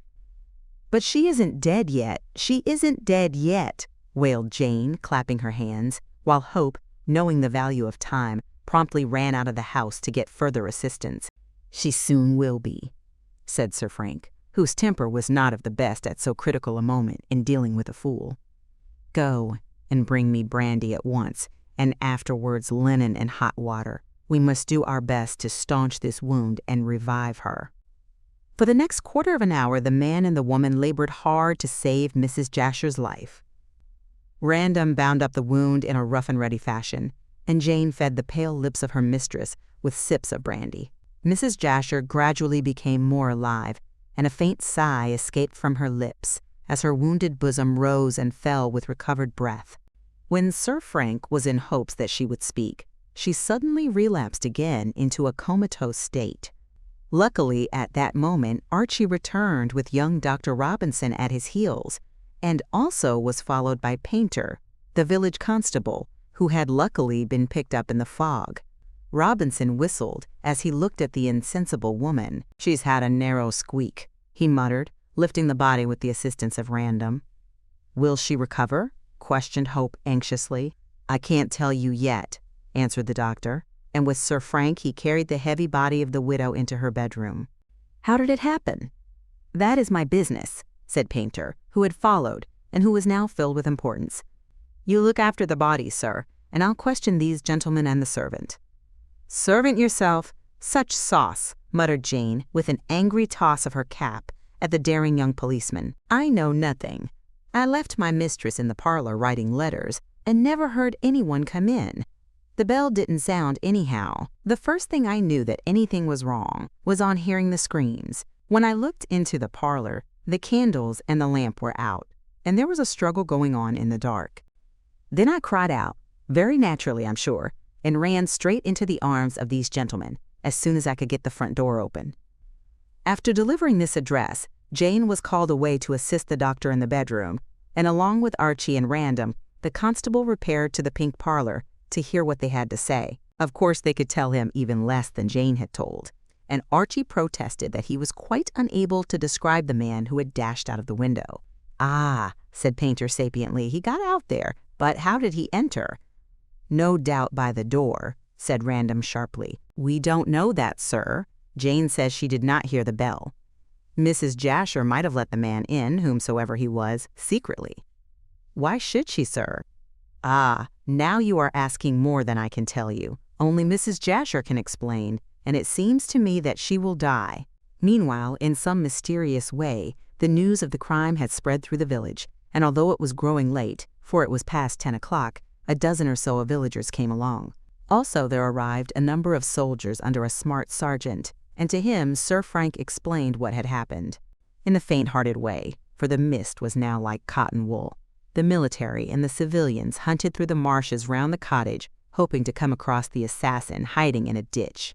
Needless to say, they found no one and nothing, for it was worse than looking for a needle in a bundle of hay. The man had come out of the mist and, after executing the deed, had vanished into the mist, and there was not the very slightest chance of finding him.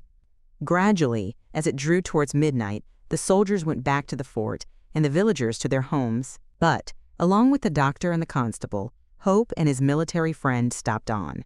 They were determined to get at the root of the mystery, and when Mrs. Jasher became sensible, she would be able to reveal the truth. "It's all of a piece with the sending of the emerald," said Random to the artist, "and that is connected, as we know, with the death of Bolton. Do you think that this man who has struck down Mrs. Jasher is the same one who strangled Sidney Bolton? I should think so. Perhaps Mrs. Jasher sent the emerald after all, and this man killed her out of revenge. But how would he know that she had the emerald? God knows, she may have been his accomplice." Archie knit his brows. Who the devil can this mysterious person be? I can only reply as you have done, my friend. God knows. Well, I am certain that God will not let him escape this time. This will bring Gartley once more into notoriety, went on Hope. By the way, I saw one of the servants from the pyramids here. I hope the fool won't go home and frighten Lucy's life out of her. Go to the pyramids and see her, suggested Sir Frank. Mrs. Jasher is still unconscious and will be for hours, the doctor tells me. It is too late to go to the pyramids, Random. If they know of this new tragedy there, I'll bet they are not in bed. Hope nodded. All the same, I'll remain here until Mrs. Jasher can speak, he said, and sat smoking with Random in the dining room, as the most comfortable room in the house. Constable Painter camped, so to speak, in the drawing room, keeping guard over the scene of the crime, and had placed the Chinese screen against the broken window to keep out the cold. In the bedroom, Jane and Dr. Robinson looked after the dying woman. And dying she was, according to the young physician, for he did not think she would live much longer. Round the lonely cottage the sea mist drifted white and thick, and the darkness deepened, until, as the saying goes, it could have been cut with a knife. Never was there so eerie and weary and sinister a vigil. I don't think anything. I am too tired to think at all. However, Painter will keep his eyes open, and in the morning we can search the room. The man has been in the house twice to get what he wanted. He won't risk another attempt, now that he is aware we are on the alert. I'm going to try and get 40 winks. You keep watch, as you have had your sleep. Hope was quite agreeable, but just as Random composed himself to uneasy slumber, Jane, haggard and red-eyed, came hastily into the dining room. If you please, gentlemen, the doctor wants you to come and see Mistress. She is sensible and— The two waited to hear no more, but went hastily but softly into the room wherein lay the dying woman. Robinson sat by the bedside, holding his patient's hand and feeling her pulse. He placed his finger on his lips as the men entered gently, and at the same moment Mrs. Jasher's voice, weak from exhaustion, sounded through the room, which was dimly illuminated by one candle. The newcomers halted in obedience to Robinson's signal. "Who is there?" asked Mrs. Jasher weakly, for, in spite of the care exercised, she had evidently heard the footsteps. "Mr. Hope and Sir Frank Random," whispered the doctor, speaking into the dying woman's ear. "They came in time to save you." "In time to see me die," she murmured, "and I can't die unless I tell the truth. I am glad Random is there. He is a kind-hearted boy and treated me better than he need have done. Some brandy. Robinson gave her some in a spoon. "Now lie quietly and do not attempt to speak," he commanded. "You need all your strength." "I do to tell that which I wish to tell," gasped Mrs. Jasher, trying to raise herself. Sir Frank! Her voice sounded hoarse and weak.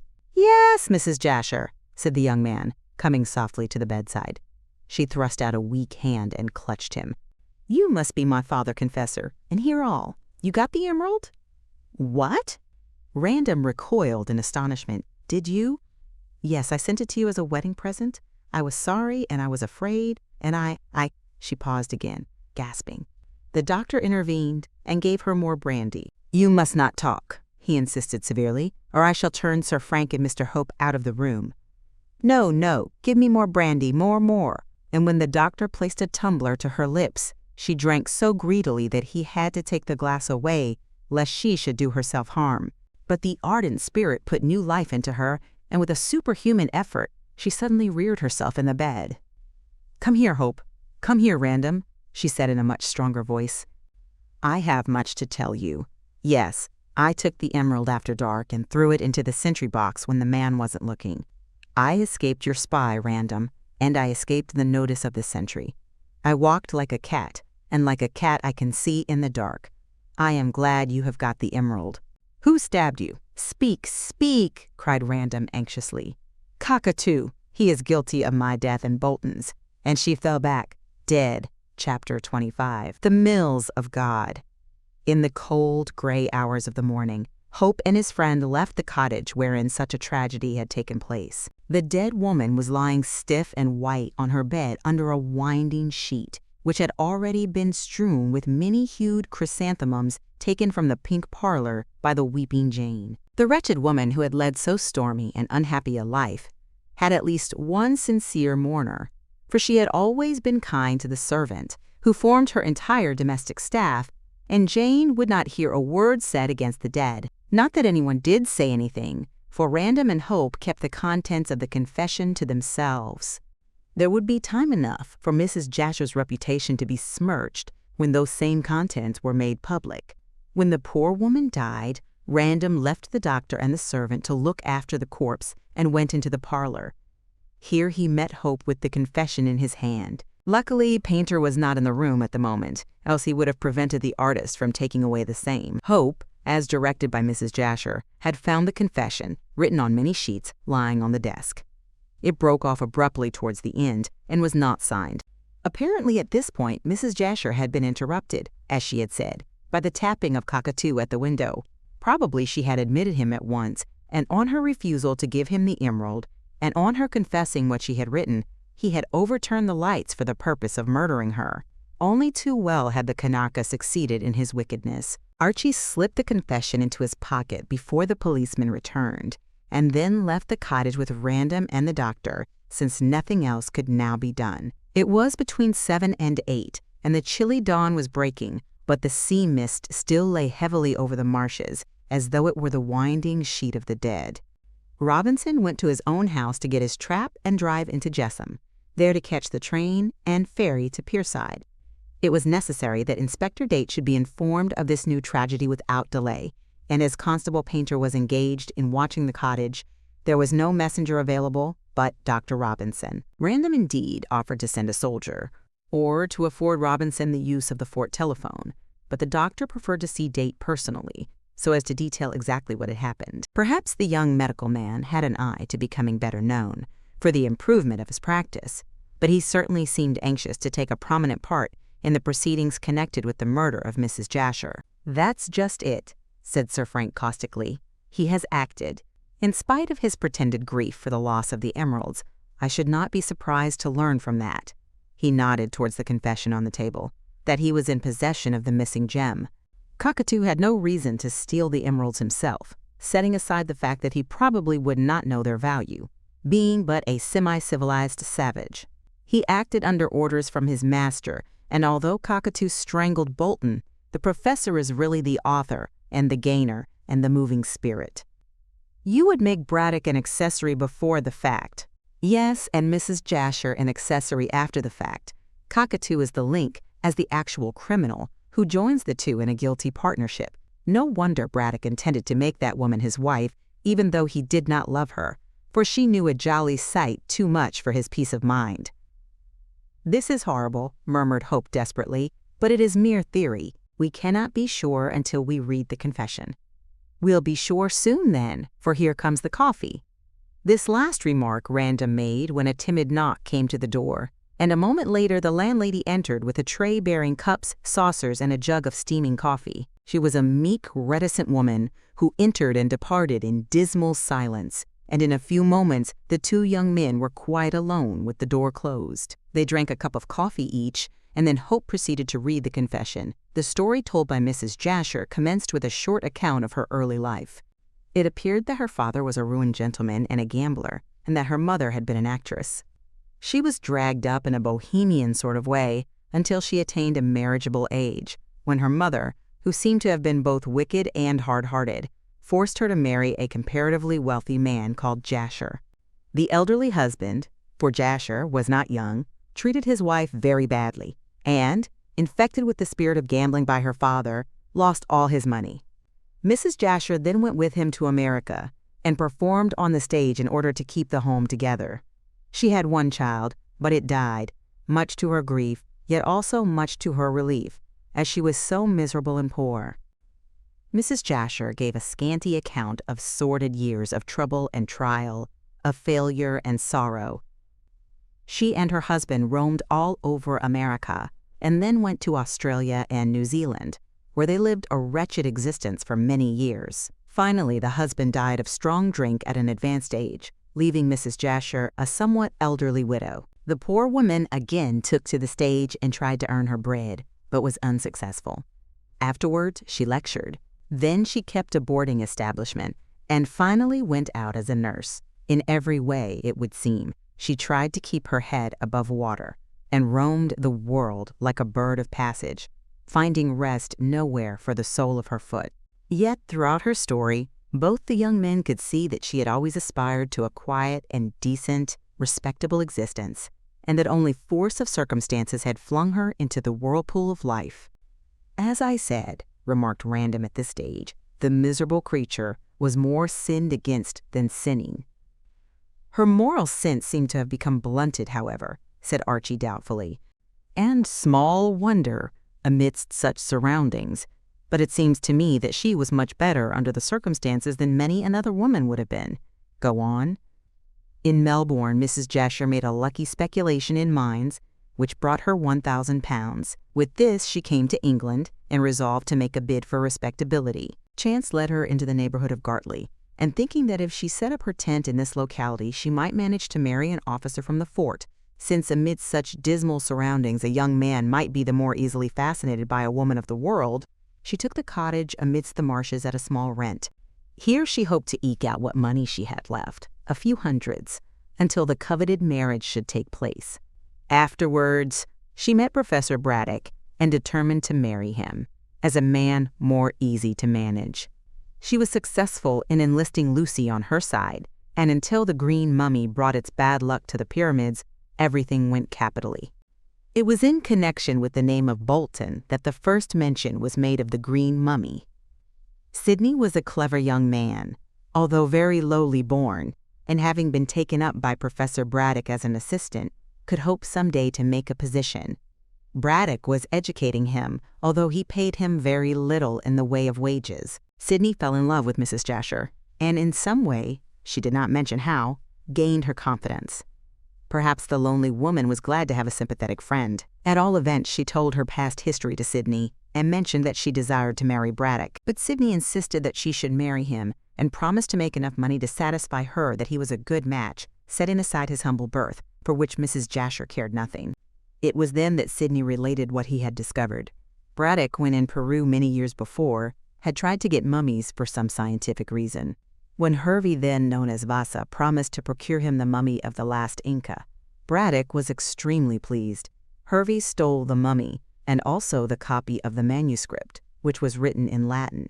He sent this latter to Braddock, who was then at Cusco, as an earnest of his success in procuring the mummy, and when the professor returned to Lima, the mummy was to be handed to him. Unfortunately, Braddock was carried into captivity for 1 year, and when he escaped, Vasa had disappeared with the mummy.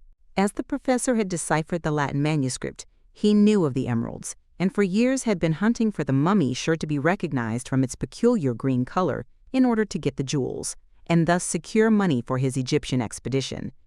All through, it seems, the professor was actuated by purely scientific enthusiasm, as in the abstract he cared very little for hard cash. Bolton told Mrs. Jasher that Braddock explained how much he desired to get the mummy, but he did not mention about the jewels. For a long time, Sidney was under the impression that his master merely wanted the mummy to see the difference between the Egyptian and Peruvian modes of embalming. Then one day, Sidney chanced on the Latin manuscript and learned that Braddock's real reason for getting the mummy was to procure the emeralds which were held in the grip of the dead. Sidney kept this knowledge to himself, and Braddock never guessed that his assistant knew the truth. Then, unexpectedly, Braddock stumbled across the advertisement describing the green mummy for sale in Malta. From the color, he made sure that it was that of Inca Caxus, and so moved heaven and earth to get money to buy it. At length he did, from Archie Hope, on condition that he consented to the marriage of his stepdaughter with the young man. Thinking that Sidney was ignorant of the jewels, he sent him to bring the mummy home. Sidney told Mrs. Jasher that he would try and steal the jewels in Malta, or on board the tramp steamer. Failing that, he would delay the delivery of the mummy to Braddock on some excuse and rob it at pierside. To make sure of escaping, he borrowed a disguise from his mother, alleging that Hope wanted the same to clothe a model. Sidney intended to take these clothes with him and, after stealing the jewels, to escape disguised as an old woman. As he was slender and clean-shaven and a capital actor, he could easily manage this. Then he arranged that Mrs. Jasher should join him in Paris, and they would sell the emeralds and go to America, there to marry and live happily ever afterwards, like a fairy tale. Unfortunately for the success of this plan, Mrs. Jasher thought that the professor would make a more distinguished husband, so she betrayed all that Sidney had arranged. "What a beastly thing to do," interrupted Random, disgusted. "It is not as if she wanted to help Braddock.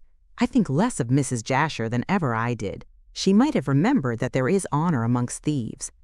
"Well, she is dead, poor soul," said Hope with a sigh. "God knows that if she sinned, she has paid cruelly for her sin," after which remark, as Sir Frank was silent, he resumed his reading. Braddock was furious when he learned of his assistant's projected trickery, and he determined to circumvent him. He agreed to marry Mrs. Jasher as, if he had not done so, she could have warned Sidney, and he could have escaped with both the mummy and the jewels by conniving with Hervey. The professor could not risk that, as, remembering Hervey as Gustav Vasa, he was aware how clever and reckless he was. Whether Braddock ever intended to marry the widow in the end, it is hard to say, but he certainly pretended to consent to the engagement, which was mainly brought about by Lucy. Then came the details of the murder so far as Mrs. Jasher knew. One evening, in fact on the evening when the crime was committed, the woman was walking in her garden late. In the moonlight she saw Braddock and Cockatoo go down along the cinder path to the jetty near the fort. Wondering what they were doing, she waded up, and heard and saw them, for it was still moonlight, come back long after midnight. The next day she heard of the murder, and guessed that the professor and his slave, for Cockatoo was little else, had rowed up to Pierside in a boat, and there had strangled Sidney and stolen the mummy. She saw Braddock and accused him. The professor had then opened the case, and had pretended astonishment when discovering the corpse of the man whom Cockatoo had strangled, as he knew perfectly well. Braddock at first denied having been to Pierside, but Mrs. Jasher insisted that she would tell the police, so he was forced to make a clean breast of it to the woman. "Now for it," said Random, settling himself to hear details of the crime, for he had often wondered how it had been executed. "Braddock," read Archie from the confession, for Mrs. Jasher did not trouble herself with a polite prefix. Braddock explained that when he received a letter from Sidney stating that he would have to remain with the mummy for a night in Pierside, he guessed that his treacherous assistant intended to effect the robbery. It seems that Sidney, by mistake, had left behind the disguise in which he intended to escape. Aware of this through me, Mrs. Jasher referred to herself. He made Cockatoo assume the dress and row up the river to the Sailor's Rest. The Kanaka easily could be mistaken for a woman, as he also, like Sidney, was slender and smooth-chinned. Also, he wore the shawl over his head to disguise his mop of frizzy hair as much as possible, and for the purpose of concealing his tattooed face. In the darkness, it was after 9 o'clock, he spoke to Sidney through the window, as he had seen him there earlier when searching for him. Cockatoo said that Sidney was much afraid when he heard that his purpose had been discovered by the professor. He offered a share of the plunder to the Kanaka, and Cockatoo agreed, saying he would come back late, and that Sidney was to admit him into the bedroom so that they could open the mummy and steal the jewels. Sidney quite believed that Cockatoo was heart and soul with him, especially as the cunning Kanaka swore that he was weary of his master's tyranny. It was when Cockatoo was talking thus that he was seen by Eliza Flight, who mistook him, very naturally, for a woman. Cockatoo then returned by boat to the Gartley jetty and told his master. Afterwards, the professor, at a much later hour, went down to the jetty and was rowed up to Pierside by the Kanaka. That was when Mrs. Jasher saw them, said Random. Much interested. Yes, said Archie. And then, if you remember, she watched for the return of the couple. It was nearly midnight when the boat was brought alongside the sloping stone bank of the alley which ran past the Sailor's Rest. No one was about at that hour, not even a policeman, and there was no light in Sidney Bolton's window. Braddock was much agitated as he thought that Sidney had already escaped. He waited in the boat and sent Cockatoo to knock at the window. Then a light appeared and the window was silently opened. The Kanaka slipped in and remained there for some 10 minutes after closing the window. When he returned, the light was extinguished. He whispered to his master that Sidney had opened the packing case and the mummy coffin, and had ripped the swathings to get the jewels. When Sidney would not hand over the jewels to the Kanaka, as the latter wanted him to, Cockatoo, already prepared with the window cord, which he had silently taken from the blind, sprang upon the unfortunate assistant and strangled him. Cockatoo told this to his horrified master and wanted him to come back to hide the corpse in the packing case. Braddock refused, and then Cockatoo told him that he would throw the jewels, which he had taken from Sidney's body, into the river. The position of master and servant was reversed, and Braddock was forced to obey. The professor slipped silently ashore and into the room. The two men relighted the candle and pulled down the blind. They then placed the corpse of Sidney in the packing case and screwed the same down in silence. When this was completed, they were about to carry the mummy in its coffin, the lid of which they had replaced, to the boat, when they heard distant footsteps, probably those of a policeman on his beat. At once they extinguished the candle and, as Braddock told Mrs. Jasher, he, for one, sat trembling in the dark. But the policeman, if the footsteps were those of a policeman, passed up another street, and the two were safe. Without relighting the candle, they silently slipped the mummy through the window, Cockatoo within and Braddock without. The case and its contents were not heavy, and it was not difficult for the two men to take it to the boat. When it was safely bestowed, Cockatoo, who was as cunning as the devil, according to his master, returned to the bedroom and unlocked the door. He afterwards passed a string through the joining of the upper and lower windows and managed to shut the snib. Afterwards he came to the boat and rowed it back to Gartley. On the way, Cockatoo told his master that Sidney had left instructions that the packing case should be taken next morning to the pyramids, so there was nothing to fear. The mummy was hidden in a hole under the jetty and covered with grass. Why didn't they take it up to the house? Asked Random on hearing this. That would have been dangerous, said Hope, looking up from the manuscript, seeing that the mummy was supposed to have been stolen by the murderer. It was easier to hide it amongst the grasses under the jetty, as no one ever goes there. Well, he turned over a few pages. That is practically all. The rest is after events. I want to hear them, said Random, taking another cup of coffee. Hope ran his eyes swiftly over the remaining portion of the paper and gave further details rapidly to his friend. You know all that happened, he said. The professor's pretended surprise when he found the corpse he had himself helped to pack and... Yes, but why was the mummy placed in Mrs. Jasher's garden? That was Braddock's idea. He fancied that the mummy might be found under the jetty and that inconvenient inquiries might be made. Also, he wished if possible to implicate Mrs. Jasher so as to keep her from telling to the police what he had told her. He and Cockatoo went down to the river one night and removed the mummy to the arbor silently. Afterwards, he pretended to be astonished when I found it. I must say he acted his part very well, said Hope reflectively, even to accusing Mrs. Jasher. That was a bold stroke of genius. A very dangerous one. Not at all. He swore to Mrs. Jasher that if she said anything, he would tell the police that she had taken the clothes provided by Sidney from the pyramids and had gone to speak through the window in order to fly with Sidney and the emeralds. As the fact of the mummy being found in Mrs. Jasher's garden would lend color to the lie, she was obliged to hold her tongue. And after all, as she says, she didn't mind, since she was engaged to the professor and possessed at least one of the emeralds. Ah, the one she passed along to me. How did she get that? Hope referred again to the manuscript. She insisted that Braddock should give it to her as a pledge of good faith. He had to do it, or risk her splitting. That was why he placed the mummy in her garden, so as to bring her into the matter and render it more difficult for her to speak. What of the other emerald? Braddock took that to Amsterdam when he went to London that time, if you remember, when Don Pedro arrived. Braddock sold the emerald for £3,000, and it is now on its way to an Indian Rajah. I fear Don Pedro will never set eyes on that again. Where is the money? He banked it in a feigned name in Amsterdam and intended to account for it when he married Mrs. Jasher by saying it was left to her by that mythical Pekin merchant brother of hers. Savvy? Yes, what an infernal little villain, and I expect he sent Cockatoo down last night for the other emerald. That is not related in the manuscript, said Archie, laying down the last sheet and taking up his coffee. The confession ends abruptly. At the time Cockatoo tapped at the window, I expect. But she said when dying that the Kanaka asked for the second emerald. If she had not sent it to you in a fit of weakness, I expect she would have passed it along.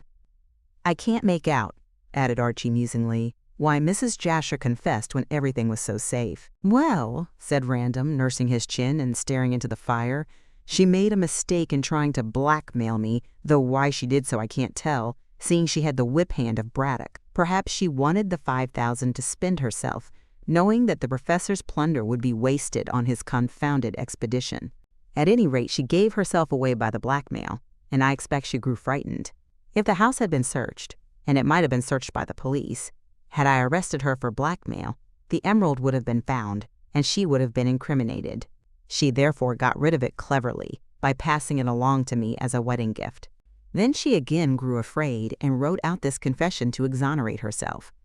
But it doesn't, insisted Hope. She makes herself out plainly as an accessory after the fact. A woman doesn't understand these legal niceties. She wrote that out to clear herself in case she was arrested for the blackmail, and perhaps in case Braddock refused to help her, as he certainly did, if you remember. He was hard on her, confessed Archie slowly. Being such a villain himself, said Random grimly. However, Cockatoo arrived unluckily on the scene, and when he found she had parted with the emerald and had written out the truth, he stabbed her. If we hadn't come just in the nick of time, he would have annexed that confession, and the truth would never have become known. No one, ended Random, rising and stretching himself, would connect Braddock or Cockatoo with the death of Mrs. Jasher. Or with the death of Sidney Bolton either, said Hope, also rising and putting on his cap. What an actor the man is! Where are you going? Demanded Sir Frank, yawning. To the pyramids. I want to see how Lucy is. Will you tell her about that confession? Not until later. I shall give this to Inspector Date when he arrives. The professor has made his bed, so he must lie on it. When I marry Lucy, I'll take her away from this damned place. Marry her at once, then, advised Random, while the professor is doing time, and while Cockatoo is being hanged. Meanwhile, I think you had better put on your overcoat, unless you want to walk through the village in crumpled evening dress like a dissipated undergraduate. Archie laughed in spite of his weariness, and assumed his greatcoat at the same moment as Random slipped into his. The two young men walked out into the village and up to the pyramids, for Random wished to see Braddock before returning to the fort. They found the door of the great house open, and the servants in the hall. What is all this? Demanded Hope, entering. Why are you here and not at work? Where is your master? He's run away, said the cook in a shrill voice. Lord knows why, sir. Archie, Archie! Lucy came running out of the museum, pale-faced and white. My father has gone away with Cockatoo and the green mummy. What does it mean? And just when poor Mrs. Jasher is murdered too. Hush, darling, come in and I'll explain, said Hope gently. Chapter 26, The Appointment. Poor Lucy Kindle was terribly grieved and shocked when the full account of her stepfather's iniquity was revealed to her. Archie tried to break the news as delicately as possible, but no words could soften the sordid story. Lucy, at first, could not believe it possible that a man whom she had known for so long and to whom she was related would behave in such a base way. To convince her, Hope was forced to let her read the account in Mrs. Jasher's handwriting. When acquainted with the contents, the poor girl's first desire was to have the matter hushed up, and she implored her lover with tears to suppress the damning document. "That is impossible," said Hope firmly, "and if you think again, my dear, you will not repeat such a request. It is absolutely necessary that this should be placed in the hands of the police, and that the truth should become as widely known as possible. Unless the matter is settled once and for all, someone else may be accused of this murder." "But the disgrace," wept Lucy, hiding her face on her lover's shoulder. He slipped his arm round her waist. "My darling, the disgrace exists whether it be public or private. After all, the professor is no relation." "No, but everyone knows that I am his stepdaughter." "Everyone," echoed Archie, with an assumed lightness. "My dear, everyone in this instance only means the handful of people who live in this out-of-the-way village. Your name will not appear in the papers, and even if by chance it does, you will soon be changing it for mine. I think the best thing that can be done is for you to come with me to London next week and marry me. Then we can go to the south of France for the rest of the winter until you recover. When we return and set up house in London, say in a year, the whole affair will be forgotten." "But how can you bear to marry me when you know that I come of such a bad stock?" wept Lucy, a trifle more comforted. "My dear, must I remind you again that you are no relation to Professor Braddock? You have not a drop of his wicked blood in your veins. And even if you had, I should still marry you. It is you I love, and you I marry, so there is no more to be said. Come, darling, say that you will become my wife next week." "But the professor?" Archie smiled grimly. He found it difficult to forgive Braddock for the disgrace he had brought on the girl. "I don't think we'll ever be troubled again with the professor," he said, after a pause. "He has bolted into the unknown with that infernal Kanaka." "But why did he fly, Archie?" "Because he knew that the game was up. Mrs. Jasher wrote out this confession and told Cockatoo, when he entered the room to get the emerald, that she had written it. To save his master, the Kanaka stabbed the wretched woman, and, had Random and I not arrived, he would have secured the confession. I really believe he came back again out of the mist in the small hours of the morning to steal it. But when he found that all was vain, he returned here and told the professor that the story of the murder had been written out. Therefore, there was nothing left to Braddock but to fly. Although," added Hope, with an afterthought, "I can't imagine why those two fugitives should drag that confounded mummy with them." "But why should the professor fly?" asked Lucy again. "According to what Mrs. Jasher writes, he did not strangle poor Sidney." "No, and I will do him the justice to say that he had no idea of having his assistant murdered. It was Cockatoo's savage blood which came out in the deed, and maybe it can be explained by the Kanaka's devotion to the professor. It was the same way in the murder of Mrs. Jasher. By killing Bolton, the Kanaka hoped to save the emeralds for Braddock. In stabbing Mrs. Jasher, he hoped to save the professor's life." "Oh, Archie, will they hang my father?" Hope winced. "Call him your stepfather," he said quickly. "No, dear, I do not think he will be hanged, but as an accessory after the fact, he will certainly be condemned to a long term of imprisonment. Cockatoo, however, assuredly will be hanged, and a good job too. He is only a savage, and as such is dangerous in a civilized community. I wonder where they have gone. Did anyone hear them going?" "No," said Lucy unhesitatingly. "Cook came up this morning to my room and said that my stepfather had gone away with Cockatoo and with the green mummy. I don't know why she should have said that, as the professor often went away unexpectedly. Perhaps she heard rumors in the village and put two and two together. I cannot tell. Some instinct must have told her. But I dare say Braddock and his accomplice fled under cover of the mist, and in the small hours of the morning they must have known that the confession would bring the officers of the law to this house." "I hope they will escape," murmured Lucy. "Well, I am not sure," said Hope hesitatingly. "Of course, I should like to avoid a scandal for your sake, and yet it is only right that the two of them should be punished. Remember, Lucy dear, how Braddock has acted all along in deceiving us. He knew all, and yet not one of us suspected him. While Archie was thus comforting the poor girl, Gartley village was in an uproar. Everyone was talking about this new crime, and everyone was wondering who had stabbed the unlucky woman. As yet, the confession of Mrs. Jasher had not been placed in the hands of the police, and everyone was ignorant that Cockatoo was the criminal who had escaped in the fog. Inspector Date speedily arrived with his myrmidons on the scene and made the cottage his headquarters. Later in the day, Hope, having taken a cold bath to freshen himself up, came with the confession. This he gave to the officer and explained the whole story of the previous night. Date was more than astonished. He was astounded. He read the confession and made notes. Then he sent for Sir Frank Random and examined him in the same strict way as he had examined the artist. Jane was also questioned.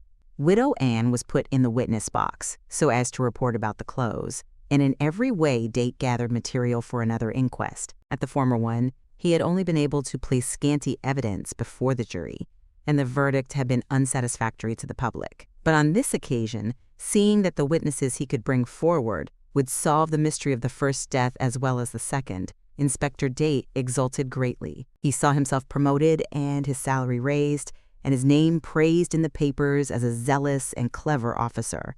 By the time the inquest came to be held, the inspector had talked himself into believing that the whole mystery had been solved by himself. But before that time came, another event happened which astonished everyone, and which made the final phase of the Green Mummy crime even more sensational than it had been. And heaven knows that from beginning to end, there had been no lack of melodrama of the most lurid description. Don Pedro de Gallegos was exceedingly amazed at the unexpected turn which the case had taken. That he should have been trying to solve a deep mystery for so long, and that the solution, all the time, had been in the hands of the professor, startled him exceedingly. He admitted that he had never liked Braddock, but explained that he had not expected to hear that the fiery little scientist was such a scoundrel. But, as Don Pedro confessed, it was an ill wind which blew him some good, when the upshot of the whole mysterious tragic business was the restoration of at least one emerald. Sir Frank brought the gem to him on the afternoon of the day succeeding Mrs. Jasher's death, and while the whole village was buzzing with excitement. It was Random who gave all details to Donna Inez and her father, leading from one revelation to another, until he capped the whole extraordinary story by producing the splendid gem. "Mine, mine," said Don Pedro, his dark eyes glittering. "Thanks be to the Virgin and the saints." And he bowed his head to make the sign of the cross devoutly on his breast. Donna Inez clapped her hands, and her eyes flashed, for, like every woman, she had a profound love for jewels. Oh, how lovely, Frank. It must be worth no end of money. Professor Braddock sold the other to some Indian Rajah in Amsterdam, through an agent, I presume, for £3,000. "I shall get more than that," said Don Pedro quickly. The professor sold his jewel in a hurry and had no time to bargain. "But sooner or later I shall get £5,000 for this." He held the gem in the sunlight, where it glowed like an emerald sun. "Why, it is worthy of a king's crown." "I fear you will never get the other gem," said Random regretfully. "I believe that it is on its way to India if Mrs. Jasher can be trusted." "Never mind, I shall be content with this one, senor. I have simple tastes, and this will do much to restore the fortunes of my family. When I go back with this and the Green Mummy, all those Indians who know of my descent from the ancient Incas will be delighted and will pay me fresh reverence." "But you forget," said Random, frowning, "the Green Mummy has been taken away by Professor Braddock." "They cannot have gone far with it," said Donna Inez, shrugging. "I don't know so much about that, dearest," said Sir Frank. "Apparently, since they handled it at the time of the murder, it is easier carried about than one would think. And then they fled last night, or rather in the small hours of this morning, under cover of a dense fog." "It is clear enough now," said Dickiangos, peering through the window, where a pale winter sun shone in a clear, steel-hued sky. "They are bound to be caught in the long run." "Do you wish them to be caught?" asked Random abruptly. "Not the professor. For Miss Lucy's sake, I hope he will escape. But I trust that the savage who killed these two unfortunate people will be brought to the gallows." "So do I," said Random. "Well, Don Pedro, it seems to me that your task in Gartley is ended. All you have to do is to wait for the inquest and see Mrs. Jasher buried, poor soul. Then you can go to London and remain there until after Christmas." "But why should I remain in London?" asked the Peruvian, surprised. Random glanced at Donna Inez, who blushed. "You forget that you have given your consent to my marriage with—" "Ah, yes," Don Pedro smiled gravely. "I return with the jewel to Lima, but I leave my other jewel behind." "Never mind," said the girl, kissing her father. "When Frank and I are married, we will come to Callao in his yacht." "Our yacht?" said Random, smiling. "Our yacht," repeated Donna Inez. "And then you will see, father, that I have become a real English lady." "But don't entirely forget that you are a Peruvian," said Don Pedro playfully. "And a descendant of Inca Caxus," added Donna Inez. Then she flirted her fan, which she was rarely without, and laughed in her English lover's face. "Don't forget, senor, that you marry a princess." "I married the most charming girl in the world," he replied, catching her in his arms, rather to the scandal of De Gallegos, who had stiff Spanish notions regarding the etiquette of engaged couples. "There is one thing you must do for me, senor," he said quietly, "before we leave this most unhappy case of murder and theft forever." "What is that?" asked Sir Frank, turning with Inez in his arms. "Tonight at 8 o'clock, Captain Hervey, the sailor Gustav Vasa, if you prefer the name, steams down the river in his new boat, the Firefly. I received a note from him." He displayed a letter, stating that he will pass the jetty of Gartley at that hour and will burn a blue light. If I fire a pistol, he will send off a boat with a full account of the theft of the mummy of Inca Caxus, written by himself. Then I will hand his messenger 50 gold sovereigns, which I have here," added Don Pedro, pointing to a canvas bag on the table, "and we will return. I wish you to go with me, senor, and also I wish your friend Mr. Hope to come." "Do you anticipate treachery from Captain Hervey?" asked Random. "I should not be surprised if he tried to trick me in some way, and I wish you and your friend to stand by me. Were this man alone, I would go alone, but he will have a boat's crew with him. It is best to be safe." "I agree with you," said Random quickly. "Hope and I will come, and we will take revolvers with us. It doesn't do to trust this blackguard. Ho, ho! I wonder if he knows of the professor's flight." "No. Considering the terms upon which the professor stood with Harvey, I should think he would be the last person he would trust. I wonder what has become of the man." More people than Don Pedro wondered as to the whereabouts of Braddock and his servant, for everyone was inquiring and hunting. The marshes round the cottage were explored. The great house itself was searched, as well as many cottages in the village, and inquiries were made at all the local stations. But all in vain. Braddock and Cockatoo, along with the cumbersome mummy in its case, had vanished as completely as though the earth had swallowed them up. Inspector Date's idea was that the pair had taken the mummy to Gartley Pier after the search made by the soldiers, and there had launched the boat, which Cockatoo, judging from his visit to Pierside, apparently kept hidden in some nook. It was probable, said Date, the two had rowed down the river and had managed to get on board some outward-bound tramp. They could easily furbish up some story, and as Braddock doubtless had money, could easily buy a passage for a large sum. The tramp being outward bound, her captain and crew would know nothing of the crime, and even if the fugitives were suspected, they would be shipped out of England if the bribe was sufficiently large. So it was apparent that Inspector Date had not much opinion of tramp steamer skippers. However, as the day wore on to night, nothing was heard of Braddock or Cockatoo or the mummy, and when night came, the village was filled with local reporters and with London journalists asking questions. The Warrior Inn did a great trade in drink and beds and meals, and the rustics reaped quite a harvest in answering questions about Mrs. Jasher and the professor and the weird-looking Kanaka. Some reporters dared to invade the pyramids, where Lucy was weeping in sorrow and shame, but Archie, reinforced by 2 policemen, sent to his aid by Date, soon sent them to the right about. Hope would have liked to remain with Lucy all the evening, but at 7:30 he was forced to meet Don Pedro and Random outside the fort in order to go to Gartley Jetty. Chapter 27. By the River. As the hunt for the fugitives had continued all day, everyone, police, villagers, and soldiers, were weary and disheartened. Consequently, when the 3 men met near the fort, There seemed to be few people about.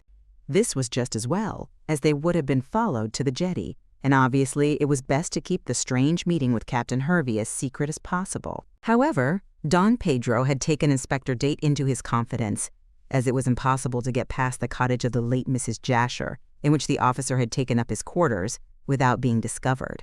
Date was quite willing that the trio should go, but stipulated that he should come also. He had heard all about Captain Hervey in connection with the mummy, and thought that he would like to ask that sailor a few leading questions. "And if I see fit, I shall detain him until the inquest is over," said Date, which was mere bluff, as the inspector had no warrant to stop the Firefly or arrest her skipper. The three men, therefore, were joined by Date when they came along the cinder path abreast of the cottage, and the quartet proceeded further immediately, walking amongst the bents and grasses to the rude old wooden jetty, near which Hervey intended to stop his ship. The night was quite clear of fog, strange to say, considering the late sea mist. But a strong wind had been blowing all day, and the fog wreaths were entirely dispersed. A full moon rode amongst a galaxy of stars, which twinkled like diamonds. The air was frosty, and their feet scrunched the earth and grasses and coarse herbage underfoot as they made rapidly for the embankment. When they reached the top, they could see the jetty clearly almost below their feet, and in the distance the glittering lights of Pierside. Vague forms of vessels at anchor loomed on the water, and there was a stream of light where the moon made a pathway of silver. After a casual glance, the three men proceeded down the slope to the jetty.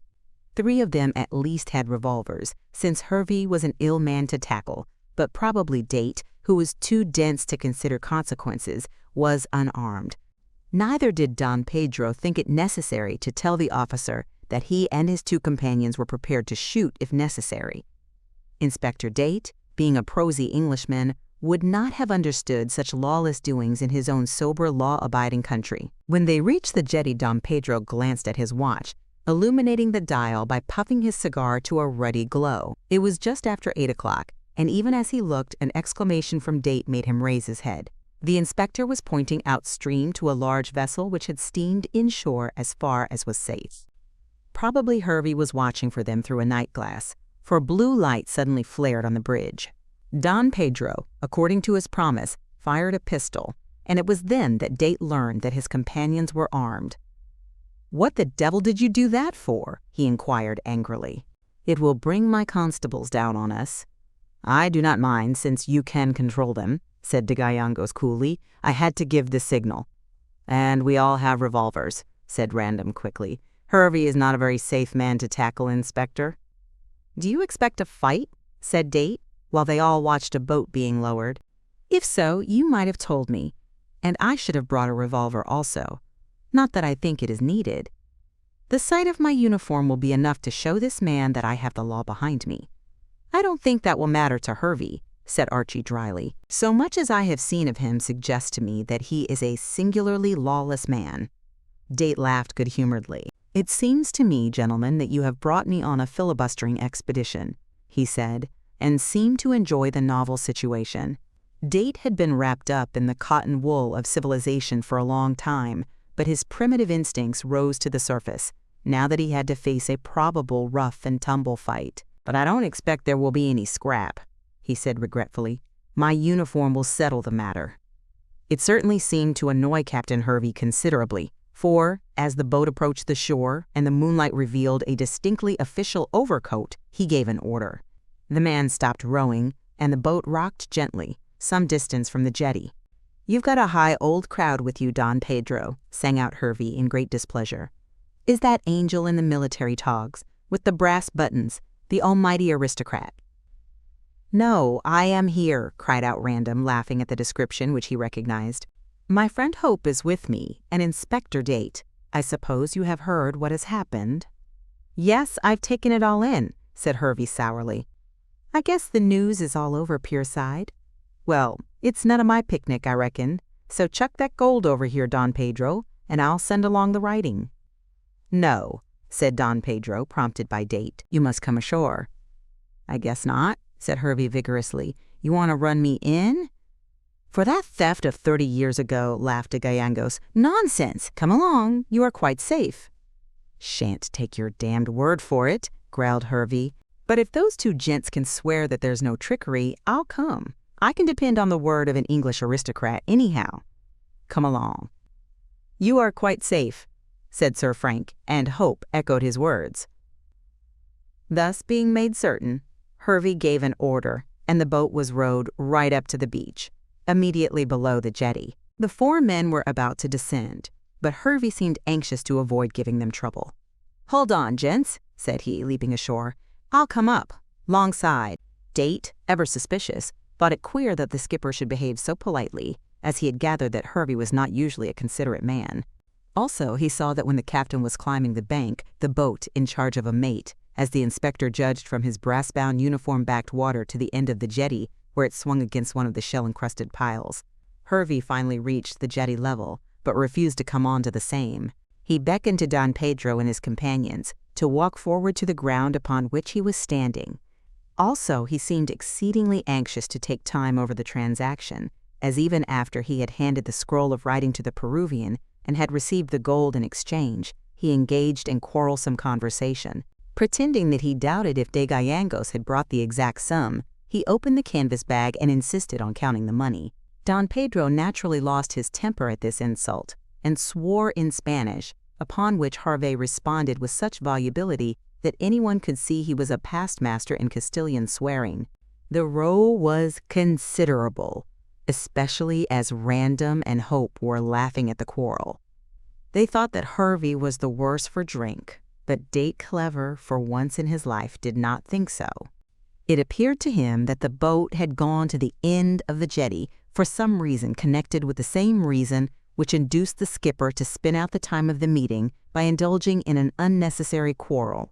The skipper also kept his eyes about him and insisted that the 4 men should keep together at the head of the pier.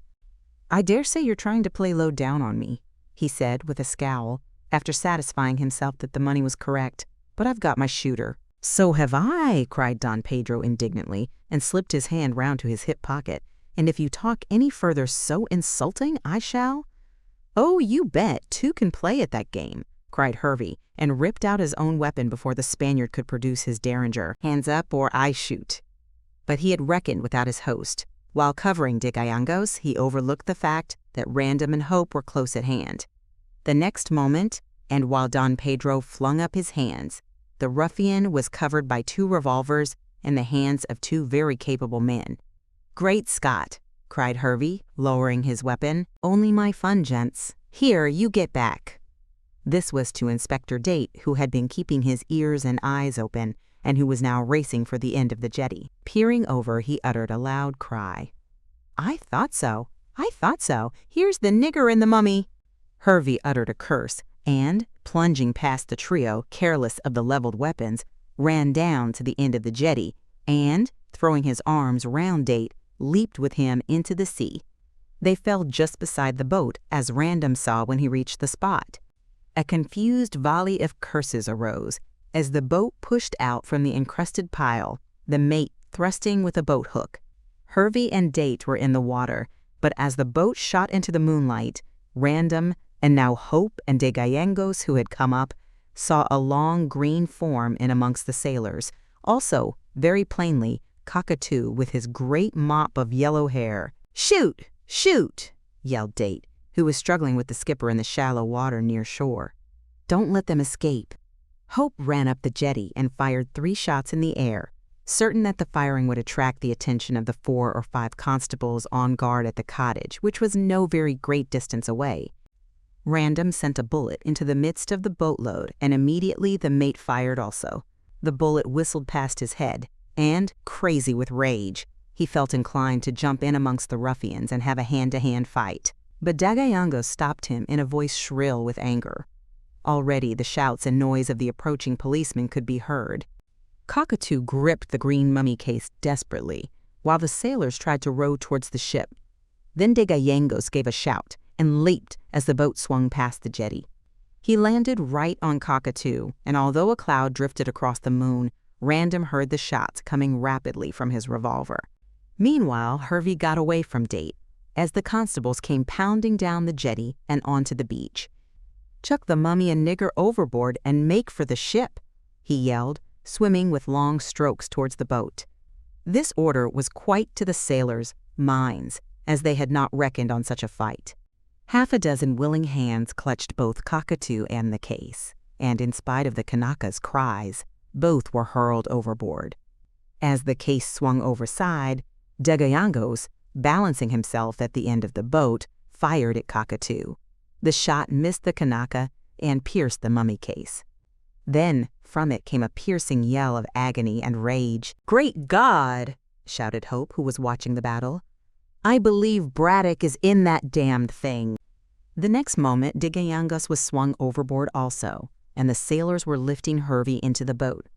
It nearly upset, but he managed to get in, and the craft rowed for the vessel, which was again showing a flaring blue light. Random sent a shot after the boat, and then with the policemen ran down to help Dagayangos, who was struggling in the water. He managed to pull him out, and when he had him safe and breathless on shore, he saw that the boat was nearing the ship, and that Date, torn and wet and disheveled, with 3 policemen, was up to his waist in water, struggling to bring ashore Cockatoo in the mummy case, to which he clung like a limpet. Hope ran down to give a hand, and in a few minutes they had the Kanaka ashore, fighting like the demon he was. Random and Dagayangos joined the breathless group, and Cockatoo was held in the grasp of 2 strong men who required all their strength to hold him, while Date, warned by Hope's cry of what was in the case, tore at the lid. It was but lightly fastened, and soon came off. Then those present saw in the moonlight the dead face of Professor Braddock, who had been shot through the heart. As they looked at the sight, Cockatoo broke from those who held him, and, throwing himself on his master, howled and wept as though his heart would break. At the same moment there came a derisive whistle from the Firefly, and they saw the great tramp steamer slowly moving downstream, increasing her speed with almost every revolution of the screw. Braddock had been captured, but Hervey had escaped. At the inquest on the professor and on the body of Mrs. Jasher, it was proved that Cockatoo had warned his master that the game was up, and had suggested that Braddock should escape by hiding in the mummy case. The corpse of Inca Caxus was placed in an empty Egyptian sarcophagus, in which it was afterwards found, and Braddock, assisted by his faithful Kanaka, wheeled the case down to the old jetty. Here, in a nook where Cockatoo had formerly kept the boat, the professor concealed himself all that night and all next day. Cockatoo, having got rid of his boat long since, lest it might be used in evidence against him and his master, ran through the dense mist and the long night up to Pierside, where he saw Captain Harvey and bribed him with a promise of £1,000 to save his master. Hervey, having assured himself that the money was safe, since it was banked in a feigned name in Amsterdam, agreed and arranged to ship the professor in the mummy case. Thus it was that Hervey kept the 4 men talking up the jetty, as he knew that Cockatoo with his own sailors was shipping the professor in the mummy case underneath, and well out of sight. Cockatoo had come downstream with the Firefly, and in this way had not been discovered. Throughout that long day, the miserable Braddock had crouched like a toad in its hole, trembling at every sound of pursuit, as he knew that the whole of the village was looking for him. But Cockatoo had hidden him well in the case, in the lid of which holes had been bored. He had brandy to drink and food to eat, and he knew that he could depend upon the Kanaka. Had Date not been suspicious, the ruse might have been successful, but to save himself, Hervey had to sacrifice the wretched professor, which he did without the slightest hesitation. Then came the unlucky shot from the revolver of Dagayangos, which had ended Braddock's wicked life. It was fate. At the inquest, a verdict of willful murder was brought against the Kanaka, but a verdict of justifiable homicide was given in favor of the Peruvian. Thus Cockatoo was hanged for the double murder, and Don Pedro went free. He remained long enough in London to see his daughter married to the man of her choice, and then returned to Lima. Of course, the affair caused more than a 9 days' wonder, and the newspapers were filled with accounts of the murder and the projected escape. But Lucy was saved from all this publicity, as, in the first place, her name was kept out of print as much as possible, and, in the second, Archie promptly married her, and within a fortnight of her stepfather's death took her to the south of France, and afterwards to Italy. What with his own money and the money she inherited from her mother, in which Braddock had a life interest, the young couple had nearly $1,000 a year. 6 months later, Sir Frank came into the small San Remo where Mr. and Mrs. Hope lived, with his wife on his arm. Lady Random looked singularly charming and was assuredly more conversational. This was the first time the two sets of lovers had met since the tragedy, and now each girl had married the man she loved. Therefore, there was great joy. "My yacht is over at Monte Carlo," said Random, "and I am going with Inez to South America. She wants to see her father." "Yes, I do," said Lady Random, "and we want you to come also, Lucy, you and your dear husband." Archie and his wife looked at one another, but declined unanimously. "We would rather stay here in San Remo," said Mrs. Hope, becoming slightly pale. "Don't think me unkind, Inez, but I could not bear to go to Peru. It is associated too much in my own mind with that terrible green mummy." "Oh, Don Pedro has taken that back to the Andes," explained Sir Frank, "and it is now reposing in the sepulchre in which it was placed hundreds of years ago by the Indians, faithful to Inca Caxus. Inez and I are going up to a kind of forbidden city where Don Pedro reigns as Inca, and I expect we shall have a jolly time. I hear there is some big game shooting there." "What about your soldiering?" asked Hope, rather surprised at this extended tour being arranged. "Oh, my husband has left the army," pouted Inez. "His duties kept him away from me nearly all the day, and I grew weary of being left alone." "So you see, Mrs. Hope," laughed Random gaily, "that I have had to succumb to my fireside tyrant. We shall go and see this fairy city, and then return to my home in Oxfordshire. There Inez will settle down as a real English wife, and I'll turn a country squire. So after all our troubles, peace will come." "And as you will not come to my country," said Lady Random to her hostess, "you cannot refuse to visit Frank and myself at the Grange. We have had so much trouble together that we cannot lose sight of each other." "No," said Lucy, kissing her, "we will come to Oxfordshire." So it was arranged, and the next day Mr. and Mrs. Hope went over to Monte Carlo to see the last of Sir Frank and his wife. They stood on the heights watching the pretty little steamer making for South America. Archie noticed that his wife's face was somewhat sad. "Are you sorry we did not go, sweetheart?" "No," she replied, placing her arm within his own. "I only want to be with you." "That is all right." He patted her hand. "Now that we have sold all the furniture in the pyramids and have got rid of the lease, there will be nothing to remind you of the green mummy. Yet I can't help thinking of my unfortunate stepfather, and of poor Mrs. Jasher, and of Sidney Bolton." "Oh, Archie, little as we can afford it, I am glad that we allow Mrs. Bolton a small sum a year. After all, it was through my stepfather that her son met with his death." "I don't quite agree with you, dear. Cockatoo's innate savagery was the cause, as Professor Braddock did not intend or desire murder. But there, dear, do not think any more about these dismal things. Dream of the time when I shall be the president of the Royal Academy, and you my lady." "I am your lady now.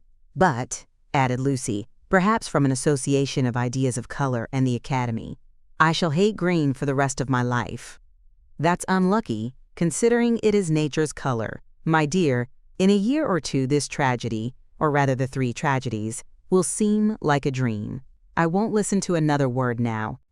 The green mummy has passed out of our lives and has taken its bad luck with it."